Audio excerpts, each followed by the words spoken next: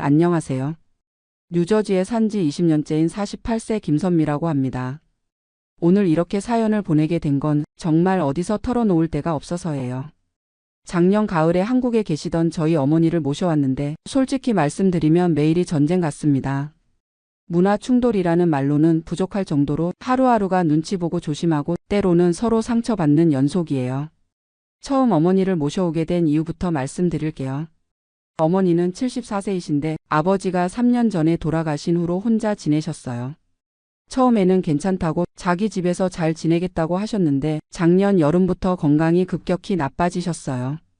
고혈압과 당뇨가 있으셨는데 무릎 관절염까지 생기면서 거동이 불편해지셨거든요. 한국에 있는 형님네가 어머니를 돌봐드리긴 했지만 형수님도 직장을 다니시고 조카들도 대학생이라 바쁘고 그런데 어머니가 어느 날 새벽에 넘어지셔서 응급실에 실려가신 적이 있었어요. 다행히 큰 상처는 없으셨지만 그때 형님이 전화하셔서 어머니 혼자 두기가 너무 위험하겠다고 하시더라고요. 사실 저도 계속 마음에 걸렸어요. 20년 동안 미국에 살면서 어머니께 효도다운 효도를 못했다는 생각이 늘 있었거든요. 1년에 한 번씩 한국에 가는 게 전부였으니까요. 남편이랑 상의하니까 어머니 연세도 많으시고 이참에 모셔와서 우리가 모시자고 하더라고요. 남편이 좋은 사람이에요.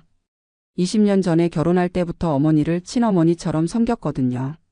그래서 작년 8월에 어머니 영주권 신청을 시작했어요. 시민권자 자녀가 부모를 초청하는 건 서류만 제대로 준비하면 그리 어렵지 않다고 하더라고요. 물론 시간은 좀 걸리지만 IS 130 신청서부터 시작해서 MVC 단계 거쳐서 결국 작년 10월에 한국 대사관에서 면접까지 마쳤어요. 11월 말에 어머니가 미국에 오셨죠. 처음 공항에서 어머니를 뵈었을 때는 정말 기뻤어요. 20년 만에 어머니와 한 집에서 살게 된다는 게 꿈만 같았거든요. 어머니도 손주들 보신다고 많이 기뻐하셨고요. 그런데 문제는 그 다음부터였어요. 첫 번째 충격은 음식이었어요. 어머니는 한국에서 드시던 방식대로 사시려고 하시는데 저희 집은 이미 20년 동안 미국식으로 적응해서 살고 있었거든요. 아침에 일어나시자마자 선미야, 김치는 어디 있니? 된장찌개는 언제 끓여줄 거니? 이런 식으로 물어보시는 거예요. 사실 저희 집은 아침에 시리얼이나 토스트 간단한 걸로 때우는 편이에요. 아이들도 학교 가기 전에 바쁘고 남편도 출근 준비로 바쁘거든요. 그런데 어머니는 아침부터 제대로 된 한식을 원하시는 거예요. 미국에 살아도 한국 사람인데 아침부터 그런 서양 음식만 먹으면 어떻게 하니? 이런 말씀을 계속 하시더라고요. 어머니 말씀이 틀린 건 아니에요. 저도 한국 음식이 그립긴 하거든요. 하지만 매일 아침마다 찌개를 끓이고 반찬을 여러 가지 준비하는 건 현실적으로 어려웠어요. 주말에는 그래도 시간이 있으니까 어머니가 좋아하시는 음식들을 해드렸어요. 김치찌개, 된장찌개, 불고기 같은 것들. 그런데 평일에는 정말 힘들었거든요. 더 힘든 건 장보기였어요. 어머니가 한국 마트에 가자고 하시는데 저희 집에서 한국 마트까지는 차로 40분은 걸려요. 매일 갈 수는 없잖아요.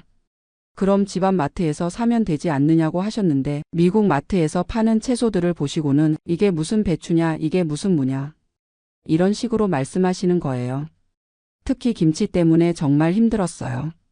어머니는 집에서 김치를 담그시려고 하시는데 아파트에서 김치 냄새가 나면 이웃들이 싫어할까봐 걱정됐거든요. 실제로 옆집 사람이 복도에서 냄새 난다고 한번 말한 적도 있었고요.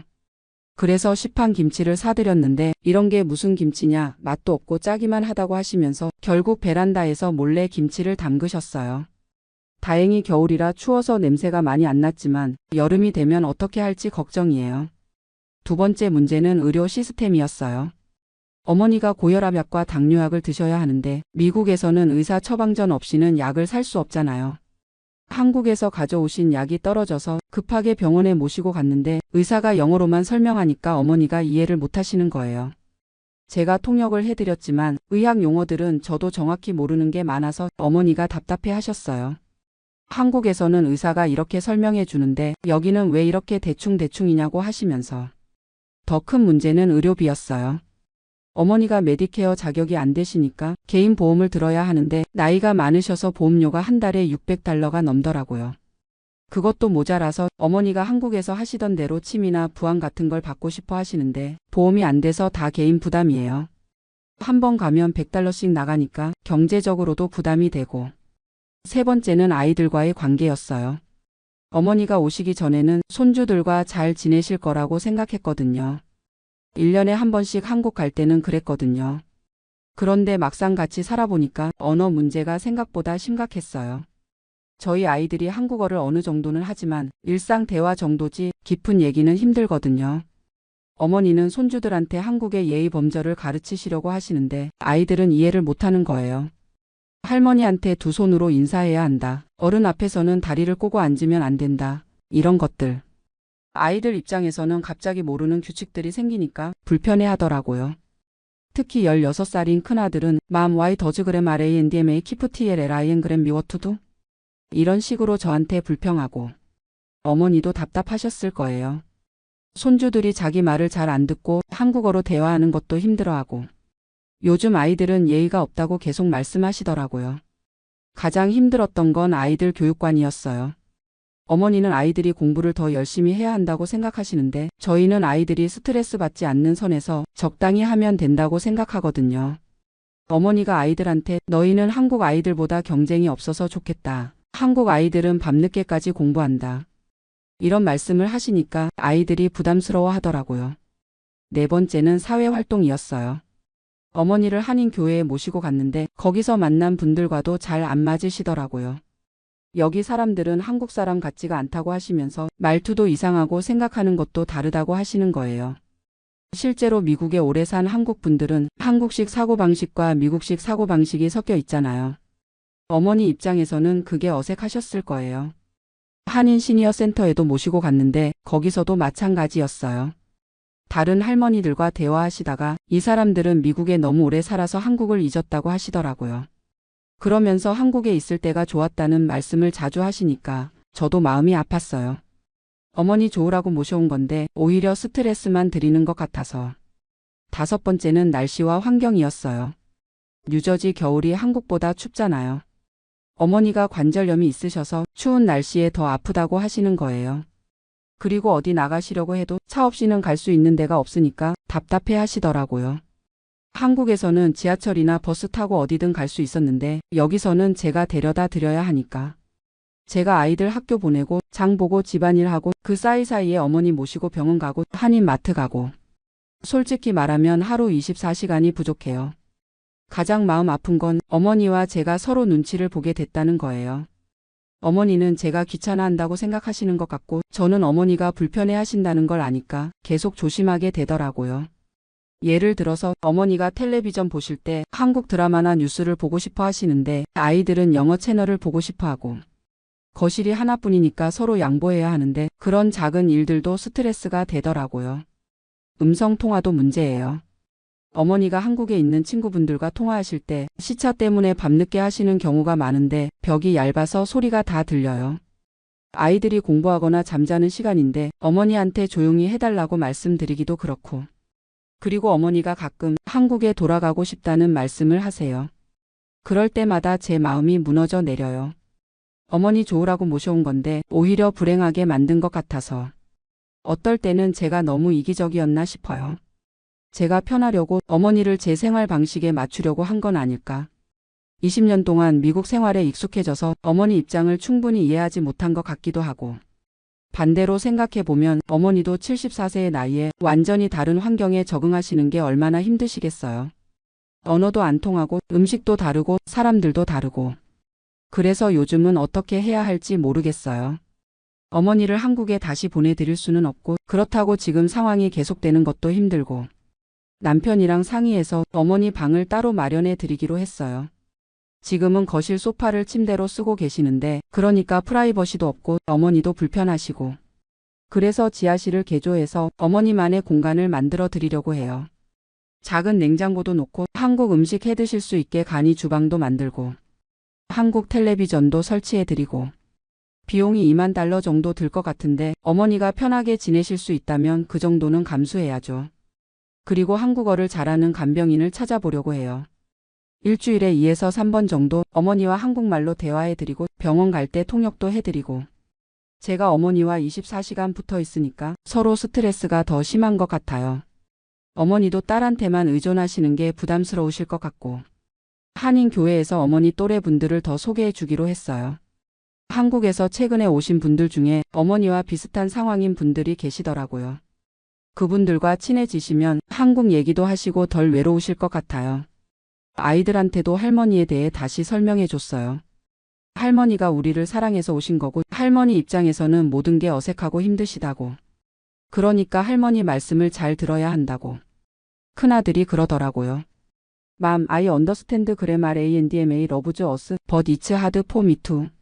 맞는 말이에요. 아이들도 갑자기 생활 패턴이 바뀌니까 힘들 거예요. 그래서 가족 회의를 했어요. 어머니도 함께 앉아서 각자 힘든 점들을 얘기해 보자고. 물론 제가 통역을 해가면서 어머니가 말씀하시길 나도 너희들 불편하게 하려고 온 게 아니다. 그런데 74년 동안 살아온 방식을 갑자기 바꾸기는 어렵다고. 특히 음식은 정말 힘들다. 매일 샌드위치나 피자만 먹을 수는 없지 않느냐고. 아이들도 솔직하게 얘기했어요. 할머니를 사랑하지만 갑자기 규칙들이 많아져서 어색하다고. 그리고 할머니와 대화하고 싶은데 한국어가 부족해서 답답하다고. 남편이 좋은 제안을 했어요. 가족 모두가 한국어 공부를 다시 시작하자고. 아이들은 한국어 실력을 늘리고 남편도 기초부터 다시 배우고. 그러면 어머니와 대화하기도 쉬워지고 어머니도 덜 외로우실 거라고. 그리고 주말마다 한국 음식 만들기를 온 가족이 함께 하자고도 했어요. 어머니가 요리를 가르쳐 주시고 아이들이 도와드리면서.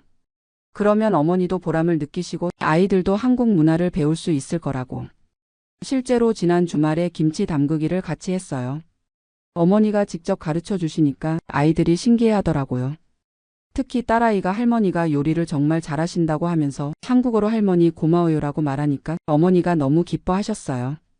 그 순간 깨달았어요.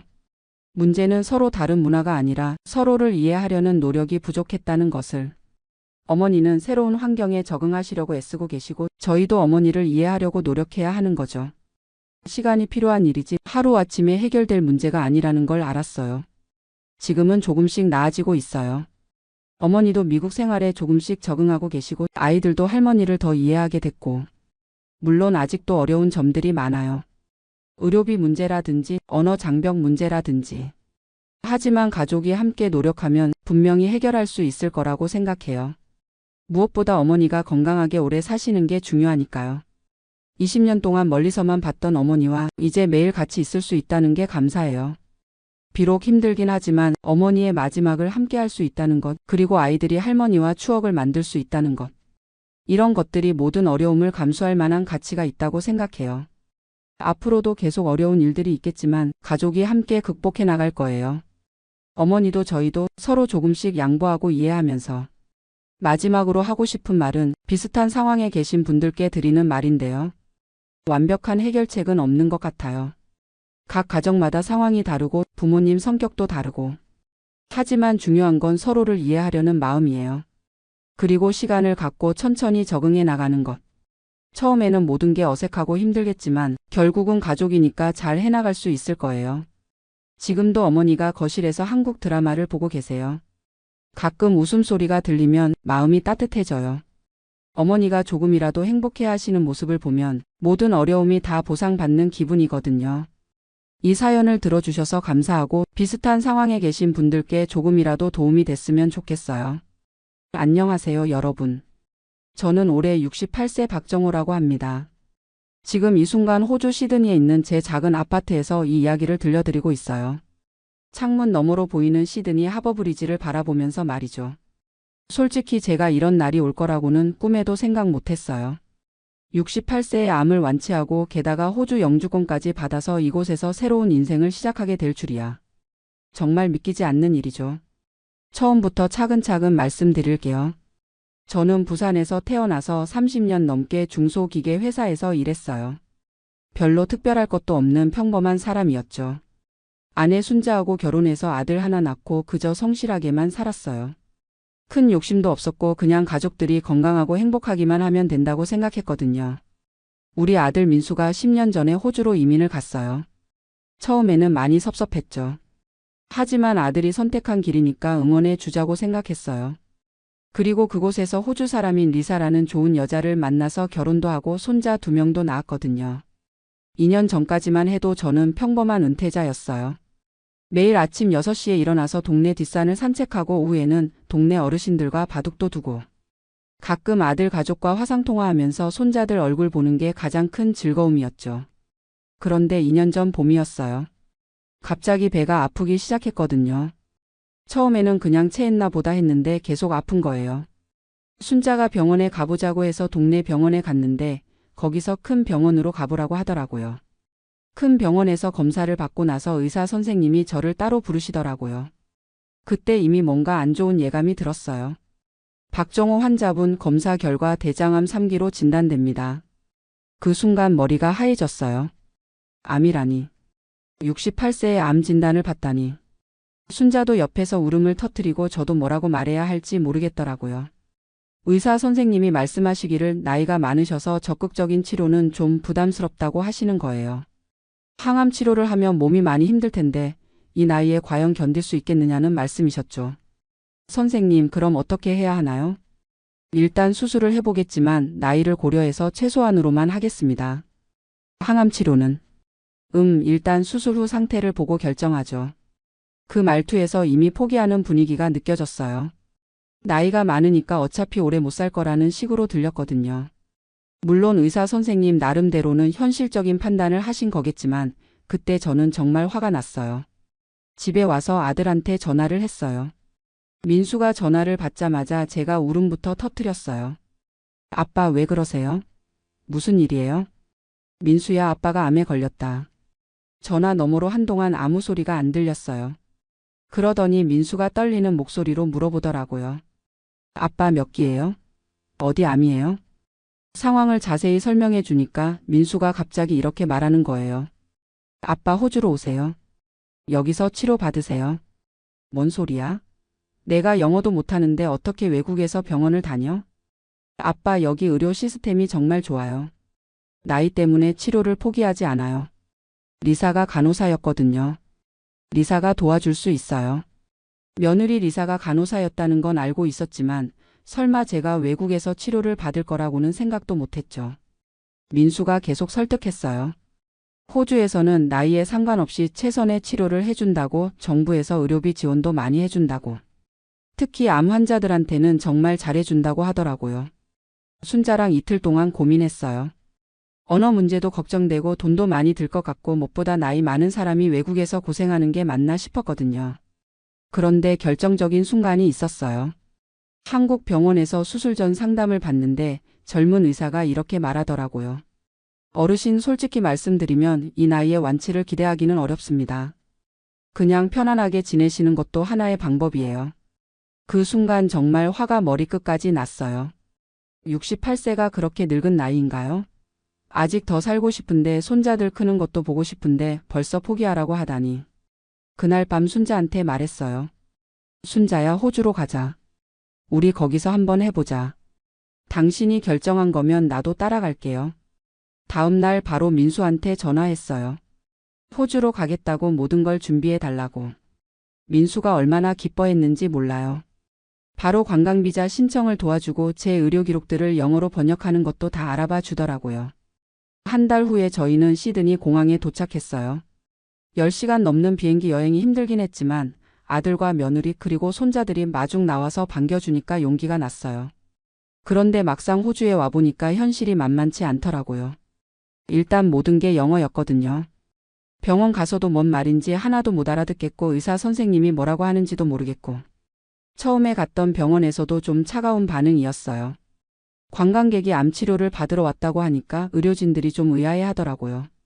영어도 못하는 노인이 와서 뭘 어쩌자는 건지 이런 눈빛이었죠. 다행히 며느리 리사가 간호사여서 의료 시스템을 잘 알고 있었어요. 리사가 이것저것 알아보더니 시드니에 있는 큰 병원 중에 한국계 의사가 있는 곳을 찾아줬어요. 그분이 바로 김재진 선생님이었어요. 이세 한국계 호주인이셨는데 종양학 전문의였거든요. 김 선생님을 처음 만났을 때 정말 반가웠어요. 한국말로 대화할 수 있다는 것만으로도 얼마나 든든했는지 몰라요. 김 선생님이 제 검사 결과를 보시더니 이렇게 말씀하시는 거예요. 박 선생님, 나이는 숫자일 뿐입니다. 68세면 아직 젊으세요. 충분히 치료 가능해요. 그 말을 듣는 순간 눈물이 왈칵 나왔어요. 한국에서는 나이 때문에 포기하라고 하던 것을 여기서는 나이가 문제 없다고 하니까 얼마나 고마웠는지. 김 선생님이 설명해 주시기를 호주에서는 환자의 나이보다는 전체적인 건강 상태와 치료 의지를 더 중요하게 본다고 하시더라고요. 68세면 평균 수명을 고려했을 때 충분히 치료할 가치가 있다는 거죠. 본격적인 검사를 다시 받았어요. 한국에서 받았던 검사보다 훨씬 정밀하고 자세했어요. 그리고 놀라운 건 환자와 가족에게 모든 걸 상세히 설명해 주는 거였어요. 치료 계획부터 시작해서 예상되는 부작용, 성공 확률까지 다 알려주더라고요. 치료비 문제도 걱정이었는데 병원 사회복지사가 와서 상담을 해줬어요. 관광비자로 와서 치료를 받는 거지만 응급의료 상황으로 분류돼서 당장 큰 돈을 낼 필요는 없다고 하더라고요. 나중에 계산서를 받긴 하지만 여러 자선단체에서 도움을 받을 수 있는 방법도 있다고 했어요. 특히 캔서 카운셀이라는 곳에서 암 환자들을 많이 도와준다고 하더라고요. 실제로 나중에 그곳에서 교통비, 숙박비 같은 것들을 많이 지원받았어요. 드디어 수술을 받았어요. 한국에서는 나이 때문에 최소한으로만 하겠다고 했던 수술을 여기서는 완전히 제거하는 수술을 해주셨어요. 수술 시간도 5시간이나 걸렸어요. 수술 후에 깨어났을 때 김 선생님이 웃으시면서 말씀하시더라고요. 성공적으로 끝났습니다. 전이도 생각보다 적었고 깨끗하게 제거했어요. 그때 정말 하늘이 노래지는 것 같았어요. 순자도 옆에서 울면서 고마워했고 민수와 리사, 손자들까지 모두 와서 축하해줬어요. 하지만 진짜 힘든 건 항암 치료였어요. 6개월 동안 받았는데 정말 죽을 만큼 힘들더라고요. 토하고 머리카락 빠지고 몸무게도 10kg 넘게 빠졌어요. 그런데 신기한 건 병원 시스템이 정말 체계적이었다는 거예요.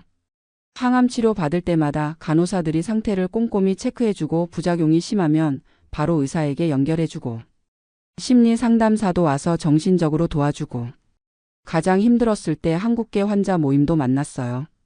저처럼 호주에서 암 치료를 받고 있는 한국 분들이 여러 명 계시더라고요. 그분들과 이야기하면서 많은 위로와 용기를 얻었어요. 특히 기억에 남는 분이 계세요. 70대 할머니셨는데 3년 전에 유방암 진단받고 호주에서 치료받아서 완치되신 분이었어요. 그분이 저한테 이렇게 말씀하시더라고요. 정호 씨, 여기서는 나이가 문제가 아니에요. 의지가 중요해요. 끝까지 포기하지 말아요. 그 말씀이 정말 큰 힘이 됐어요. 항암 치료를 받으면서 놀란 게 또 있었어요. 호주 정부에서 제공하는 지원이 정말 많더라고요. 교통비 지원, 숙박비 지원, 심지어 식비까지 도와주는 프로그램들이 있었어요. 저희가 관광비자로 왔는데도 인도적 차원에서 많은 도움을 받을 수 있었거든요. 6개월간의 항암 치료가 끝나고 재검사를 받았어요. 그때 김 선생님이 보여주신 검사 결과를 지금도 잊을 수 없어요. 박 선생님 축하드립니다. 완전 관해입니다. 암세포가 하나도 발견되지 않았어요. 완전 관해. 완치라는 뜻이었어요. 그 순간 저는 김 선생님 앞에서 대성통곡을 했어요. 순자도 민수도 리사도 모두 울었어요. 68세에 받은 새 생명이었거든요. 김 선생님이 말씀하시길 제 나이에 이 정도로 완벽하게 회복된 케이스는 정말 드물다고 하시더라고요. 의료진들도 모두 놀라워했어요. 정말 기적이에요. 선생님의 강한 의지와 가족의 사랑이 만들어낸 기적입니다. 그때부터 새로운 고민이 시작됐어요. 한국으로 돌아갈 것인가 아니면 호주에서 계속 지낼 것인가. 사실 처음 계획은 치료만 받고 한국으로 돌아가는 거였어요. 하지만 6개월 동안 호주에서 지내면서 생각이 많이 바뀌었거든요. 일단 의료 시스템이 너무 좋았어요. 정기 검진도 체계적이고 만약 재발한다면 여기서 치료받는 게 훨씬 나을 것 같았어요. 그리고 무엇보다 아들 가족과 함께 있으면서 손자들과 많은 시간을 보낼 수 있었거든요. 민수가 먼저 제안했어요. 아빠, 엄마 여기서 계속 사세요. 제가 부모님 비자 신청해 드릴게요. 부모님 비자라는 게 있더라고요. 호주 시민권자나 영주권자의 부모는 특별한 비자를 받을 수 있다는 거였어요. 물론 절차가 복잡하고 시간도 오래 걸리지만 충분히 가능하다고 했어요. 순자와 상의했어요. 한국에 있는 집도 있고 친구들도 있는데 정말 여기서 살 것인가? 당신이 건강하게 살 수 있는 곳이 어디든 나는 따라갈게요. 순자의 이 말이 결정적이었어요. 민수가 바로 부모님 비자 신청을 도와줬어요. 서류도 엄청 많고 복잡했지만 리사가 영어를 잘해서 많이 도와줬어요. 신청서에는 제가 암을 완치했다는 의료 기록도 첨부했어요. 김 선생님이 특별히 상세한 의료 소견서를 써주셨거든요. 68세의 대장암 3기를 완치한 케이스라며 현재 건강 상태가 매우 양호하다고 써주셨어요. 비자 심사를 기다리는 동안 또 다른 문제가 생겼어요. 관광 비자가 만료되어 가는 거였어요. 다행히 의료 비자라는 게 있어서 치료 기간 동안은 합법적으로 체류할 수 있었어요. 그 기간 동안 저는 새로운 경험들을 많이 했어요. 병원에서 만난 한국 분들과 함께 환자 모임도 만들었고 시드니 한인회에서 하는 프로그램에도 참여했어요. 특히 기억에 남는 건 제가 다른 암 환자분들에게 경험담을 들려드린 거예요. 처음에는 제가 도움을 받기만 했는데 나중에는 제가 다른 분들에게 용기를 드릴 수 있게 된 거죠. 나이 때문에 포기하지 마세요. 68세에도 완치할 수 있어요. 제 이야기를 듣고 용기를 얻으셨다는 분들이 계셔서 정말 보람찼어요. 1년 반을 기다렸어요. 그러다가 드디어 연락이 왔어요. 부모님 비자가 승인됐다는 거였어요. 그날 민수가 전화로 알려줬을 때 저는 또 울었어요. 68세의 암을 이겨내고 이제 호주 영주권까지 받게 된 거예요. 이민성에서 비자를 받으러 갔을 때 담당자가 이렇게 말하더라고요.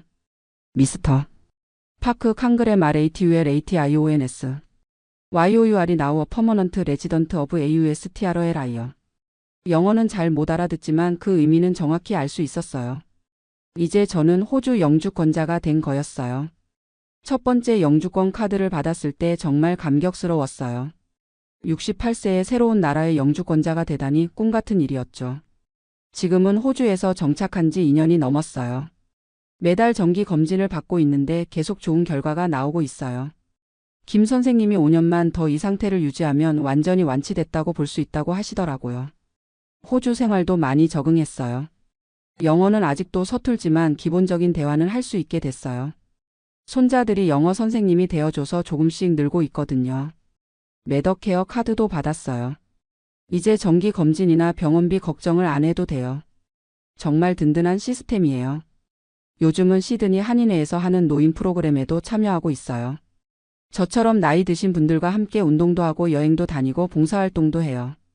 특히 제가 요즘 하는 일이 있어요. 암 진단을 받고 절망하고 계신 한인분들에게 제 경험담을 들려드리는 거예요. 나이 때문에 포기하려는 분들께 희망을 드리고 싶거든요. 얼마 전에도 75세 할아버지가 위암 진단을 받고 치료를 포기하려고 하시는 걸 말렸어요. 할아버지 나이는 핑계예요. 75세도 충분히 젊어요. 저는 68세의 대장암 3기를 완치했어요. 그분이 결국 치료를 받기로 결심하시더라고요. 지금은 항암 치료를 받고 계시는데 상태가 많이 좋아지셨어요. 이런 일들을 하면서 제가 왜 이 힘든 과정을 겪었는지 이해가 되더라고요. 저 혼자만 살아남기 위해서가 아니라 다른 분들에게도 희망을 주기 위해서였나 봐요.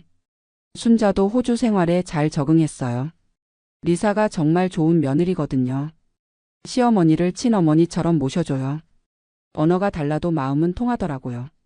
손자들도 할아버지 할머니와 함께 살게 돼서 좋아해요. 저는 손자들에게 한국어를 가르쳐주고 손자들은 저에게 영어를 가르쳐줘요. 서로 선생님이 되어주는 거죠. 큰 손자가 이번에 고등학교에 입학했는데 친구들에게 할아버지 자랑을 한다고 하더라고요. 우리 할아버지는 68세의 암을 이기고 호주 영주권도 받으신 슈퍼 할아버지야. 그 말을 들었을 때 정말 뿌듯했어요. 민수도 정말 효자예요. 처음에는 부모님을 호주로 모시는 게 부담스러웠을 텐데 한 번도 그런 내색을 안 하더라고요. 오히려 자기가 부모님과 함께 살 수 있어서 행복하다고 해요. 가끔 한국 친구들과 화상통화를 해요. 다들 부러워해요. 호주에서 암도 완치하고 영주권도 받았다고 하니까 정말 부럽다고 하더라고요. 그런데 저는 이게 운이 좋아서만 된 건 아니라고 생각해요. 물론 운도 따랐지만 무엇보다 포기하지 않았던 게 중요했어요. 68세라는 나이 때문에 치료를 포기하라고 했을 때 저는 포기하지 않았어요. 언어가 안 통하고 낯선 나라였지만 도전했어요. 가족들도 모두 함께 힘을 모아줬고요. 그리고 호주라는 나라의 시스템도 정말 감사해요. 나이나 국적에 상관없이 최선의 치료를 해주고 환자를 한 명의 인간으로 존중해주는 문화가 있거든요. 김 선생님 같은 좋은 의사분들도 만났고 병원 직원들도 모두 친절했어요. 처음에는 관광객이 암 치료를 받으러 왔다고 의아해했지만 나중에는 모두 응원해줬어요. 지금 제가 받는 정기검진에서도 의료진들이 저를 미러컬 페이션트라고 불러요. 기적의 환자라는 뜻이죠. 68세의 대장암 3기를 완치하고 이렇게 건강하게 지내는 케이스가 정말 드물다고 하더라고요. 앞으로의 계획도 있어요. 일단 건강을 유지하는 게 가장 중요하죠. 5년 후에 완전 완치 판정을 받는 게 목표예요. 그리고 더 많은 분들에게 희망을 드리고 싶어요. 나이 때문에 환경 때문에 포기하려는 분들께 제 이야기를 들려드리고 싶거든요. 호주 시민권도 신청할 생각이에요. 영주권을 받은 지 4년이 지나면 시민권 신청 자격이 생겨요. 그때까지 영어 공부도 더 열심히 하고 호주 사회에 더 많이 기여하고 싶어요. 손자들이 대학 갈 때까지는 꼭 건강하게 지켜보고 싶어요. 그리고 증손자도 보고 싶고요. 가끔 제가 정말 운이 좋았다고 생각해요. 좋은 아들, 좋은 며느리를 두었고 좋은 의사를 만났고 좋은 나라에서 치료받을 수 있었거든요. 하지만 무엇보다 중요한 건 포기하지 않는 마음이었어요. 나이가 많다고 환경이 어렵다고 미리 포기하면 안 돼요. 끝까지 노력하면 길이 보여요. 지금도 가끔 한국에서 암 진단을 받고 절망하고 계신 분들에게서 연락이 와요. 제 이야기를 듣고 용기를 얻고 싶다고 하시는 거죠. 그런 분들께 항상 이렇게 말씀드려요. 나이는 숫자일 뿐입니다. 포기하지 마세요. 68세에도 새로운 시작이 가능해요. 정말 그래요. 저는 68세에 암을 이겨내고 새로운 나라에서 새로운 인생을 시작했어요. 불가능해 보였던 일들이 하나씩 현실이 됐거든요. 물론 쉽지 않았어요. 언어 장벽도 있었고 경제적 부담도 컸고 무엇보다 두려움이 컸어요. 하지만 가족들과 함께 하나씩 극복해 나갔어요. 지금 이 순간도 어디선가 절망하고 계신 분들이 계실 거예요. 나이 때문에, 경제적 문제 때문에, 환경 때문에 포기하려는 분들 말이에요. 그런 분들께 제 이야기가 조금이라도 도움이 됐으면 좋겠어요. 68세에도 기적은 일어날 수 있어요. 포기하지 않는 한 희망은 있어요. 저는 이제 70세가 되면 호주 시민권을 받을 예정이에요. 그리고 더 많은 분들에게 희망을 전해드리고 싶어요. 나이는 정말 숫자일 뿐이에요. 중요한 건 마음가짐이에요.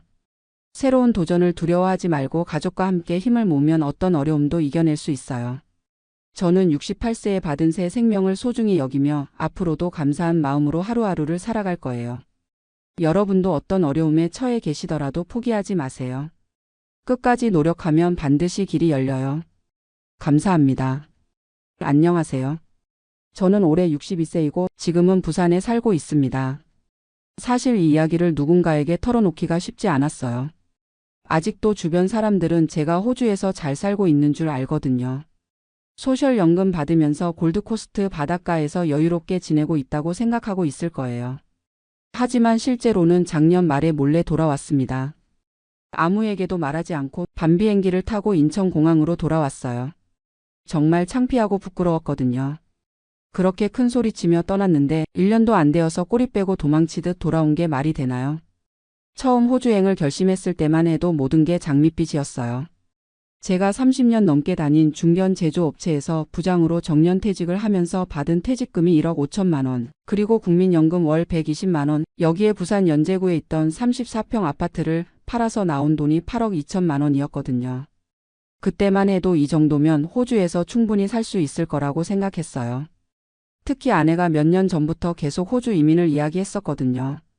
아내는 저보다 3살 어린 59세인데 요양보호사로 일하면서 노인분들을 많이 봐왔잖아요. 여보, 우리 나이 들어서 이렇게 살면 안 돼. 한국은 노인들한테 너무 각박해. 병원도 제대로 못 가고 연금도 턱없이 부족하고 자식들한테 짐 되기만 하는 게 뻔해. 사실 맞는 말이었어요.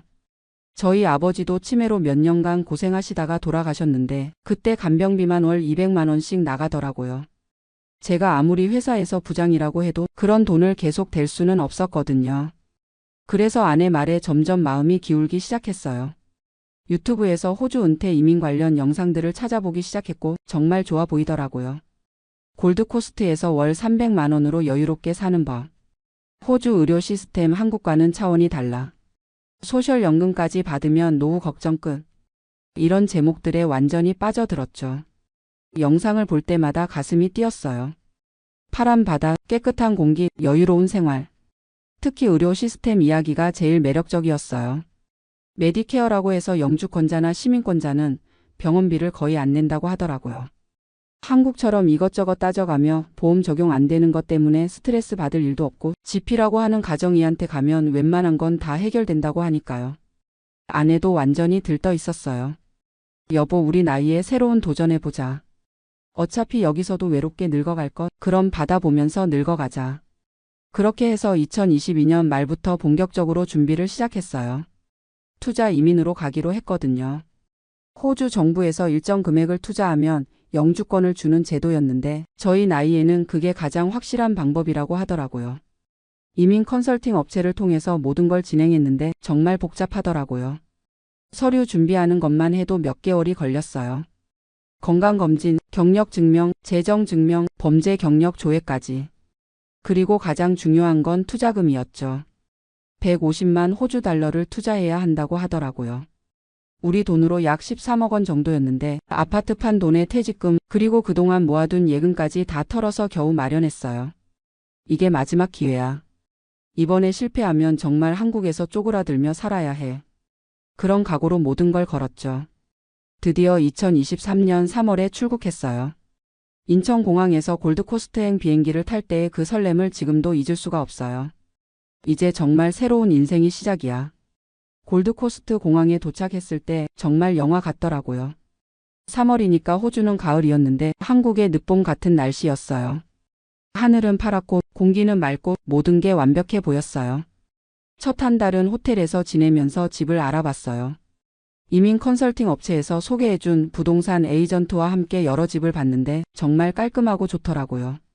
결국 서퍼스 파라다이스에서 차로 15분 정도 떨어진 아파트를 렌트하기로 했어요. 2베드룸짜리였는데 발코니에서 바다가 보이고 수영장도 있고 체육관도 있는 그런 곳이었어요. 주당 렌트비가 650호주 달러였어요.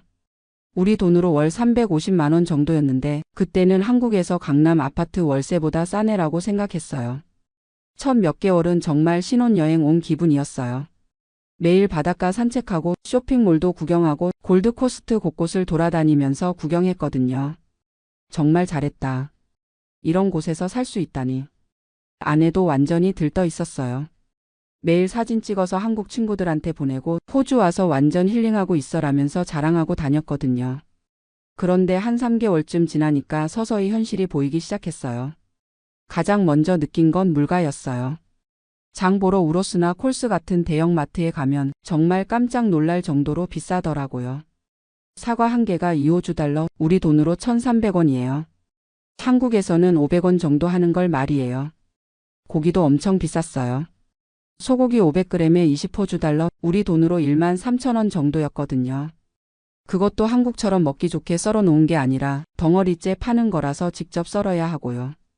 그래서 한인마트를 찾아갔는데 거기는 더 비쌌어요. 한국 라면 한 봉지가 3호주 달러, 우리 돈으로 2,000원이에요. 김치는 작은 통 하나에 15호주 달러, 거의 1만 원이었어요. 아, 이렇게 살면 돈이 엄청 빨리 떨어지겠구나. 그때부터 계산기를 두드려 보기 시작했어요.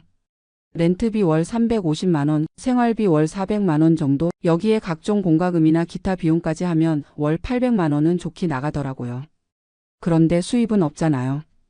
투자 이민으로 온 거라서 일도 할 수 없고 그냥 가지고 온 돈 까먹으며 살아야 하는 거였어요. 이러면 5년도 못 버틴다. 그 계산이 나오니까 갑자기 등골이 서늘해지더라고요. 두 번째 문제는 언어였어요. 저는 회사에서 해외 업무도 좀 하고 그래서 영어를 어느 정도는 할 줄 안다고 생각했거든요. 하지만 일상생활 영어는 완전히 달랐어요. 은행에 가서 계좌 개설하는 것부터 막히더라고요. 직원이 뭐라고 하는지 절반도 못 알아듣겠어요. 특히 호주 영어는 억양이 독특해서 더 어려웠고요. 병원 가는 것도 스트레스였어요. GP한테 가서 증상 설명하는 게 이렇게 어려울 줄 몰랐거든요. 배가 아프다라고 말하려고 해도 정확히 어디가 어떻게 아픈지 설명하기가 쉽지 않더라고요. 아내는 저보다 더 심했어요.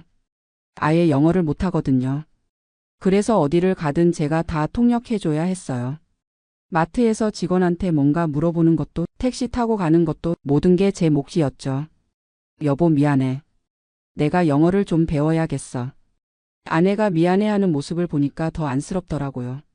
세 번째 문제는 외로움이었어요.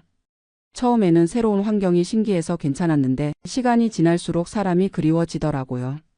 한국에서는 회사 동료들도 있었고 동네 사람들과도 인사하고 지냈는데 여기서는 정말 아무도 모르겠어요.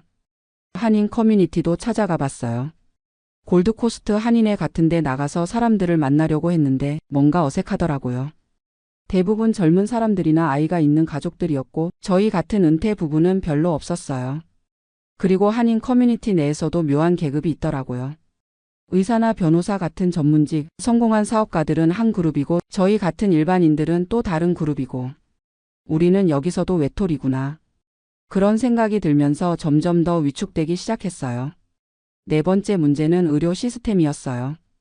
유튜브에서 봤을 때는 정말 좋아 보였는데 실제로는 완전히 달랐어요. GP 한 번 가는데도 예약을 며칠씩 기다려야 하고 막상 가서도 10분 정도 간단히 보고 끝이에요. 한국처럼 자세히 검사해 주거나 그런 건 없어요. 어느 날 아내가 갑자기 속이 너무 아프다고 해서 GP한테 갔는데 의사가 스트레스 때문일 거다. 집에 가서 쉬어라라고만 하더라고요. 검사라도 좀 해달라고 했더니 일단 2주 기다려보고 안 좋아지면 다시 와라라고 하는 거예요. 한국이었으면 당장 내시경도 하고 피검사도 하고 그랬을 텐데 여기서는 그런 게 없어요. 정말 급한 게 아니면 다 기다려보라고 해요. 그리고 치과는 더 심했어요. 아내 이가 아파서 치과에 갔는데 간단한 치료인데도 500호주 달러, 우리 돈으로 32만 원을 내라고 하더라고요. 메디케어 적용도 안 되고요. 이게 뭐야? 유튜브에서는 의료비 걱정 없다고 했는데 그때부터 인터넷으로 정보를 더 찾아보기 시작했어요. 그러니까 진짜 현실이 보이더라고요. 메디케어가 적용되는 건 기본적인 것들 뿐이고 치과, 안과, 물리치료 이런 건 다 별도 비용이에요. 그리고 GP도 병원마다 다른데 좋은 의사들은 메디케어 외에 추가 비용을 받더라고요. 우리가 완전히 속았구나. 다섯 번째 문제는 일상생활의 불편함이었어요. 한국에서는 모든 게 빠르고 편리했는데 여기서는 모든 게 느리고 복잡해요. 은행 업무 하나 보려고 해도 한참 기다려야 하고 인터넷 설치하는 것도 2주씩 걸리고 배달 음식 시켜도 1시간씩 걸려요. 그리고 대중교통이 너무 불편해요. 트램이 있긴 한데 노선이 한정적이고 조금만 벗어나면 택시를 타야 하는데 택시비가 엄청 비싸요. 10분 거리를 가는데도 30호주 달러, 우리 돈으로 2만 원 정도 나와요. 그래서 차를 사야겠다고 생각했는데 중고차도 엄청 비싸더라고요. 10년 된 일반 세단이 3만 호주 달러, 우리 돈으로 2천만 원이에요. 여기에 보험료, 등록비, 주차비까지 하면 또 엄청난 돈이 들어가는 거죠. 여섯 번째로 가장 힘들었던 건 아내의 우울증이었어요. 아내가 점점 말을 안 하기 시작했어요. 하루 종일 아파트에 혼자 있으면서 한국 드라마만 보고 밖에 나가자고 해도 피곤하다, 귀찮다라고만 하더라고요. 여보 괜찮아? 뭔가 문제 있어? 아니야. 그냥 좀 적응이 안 되는 것 같아. 하지만 보기에도 아내가 많이 힘들어하는 게 느껴졌어요.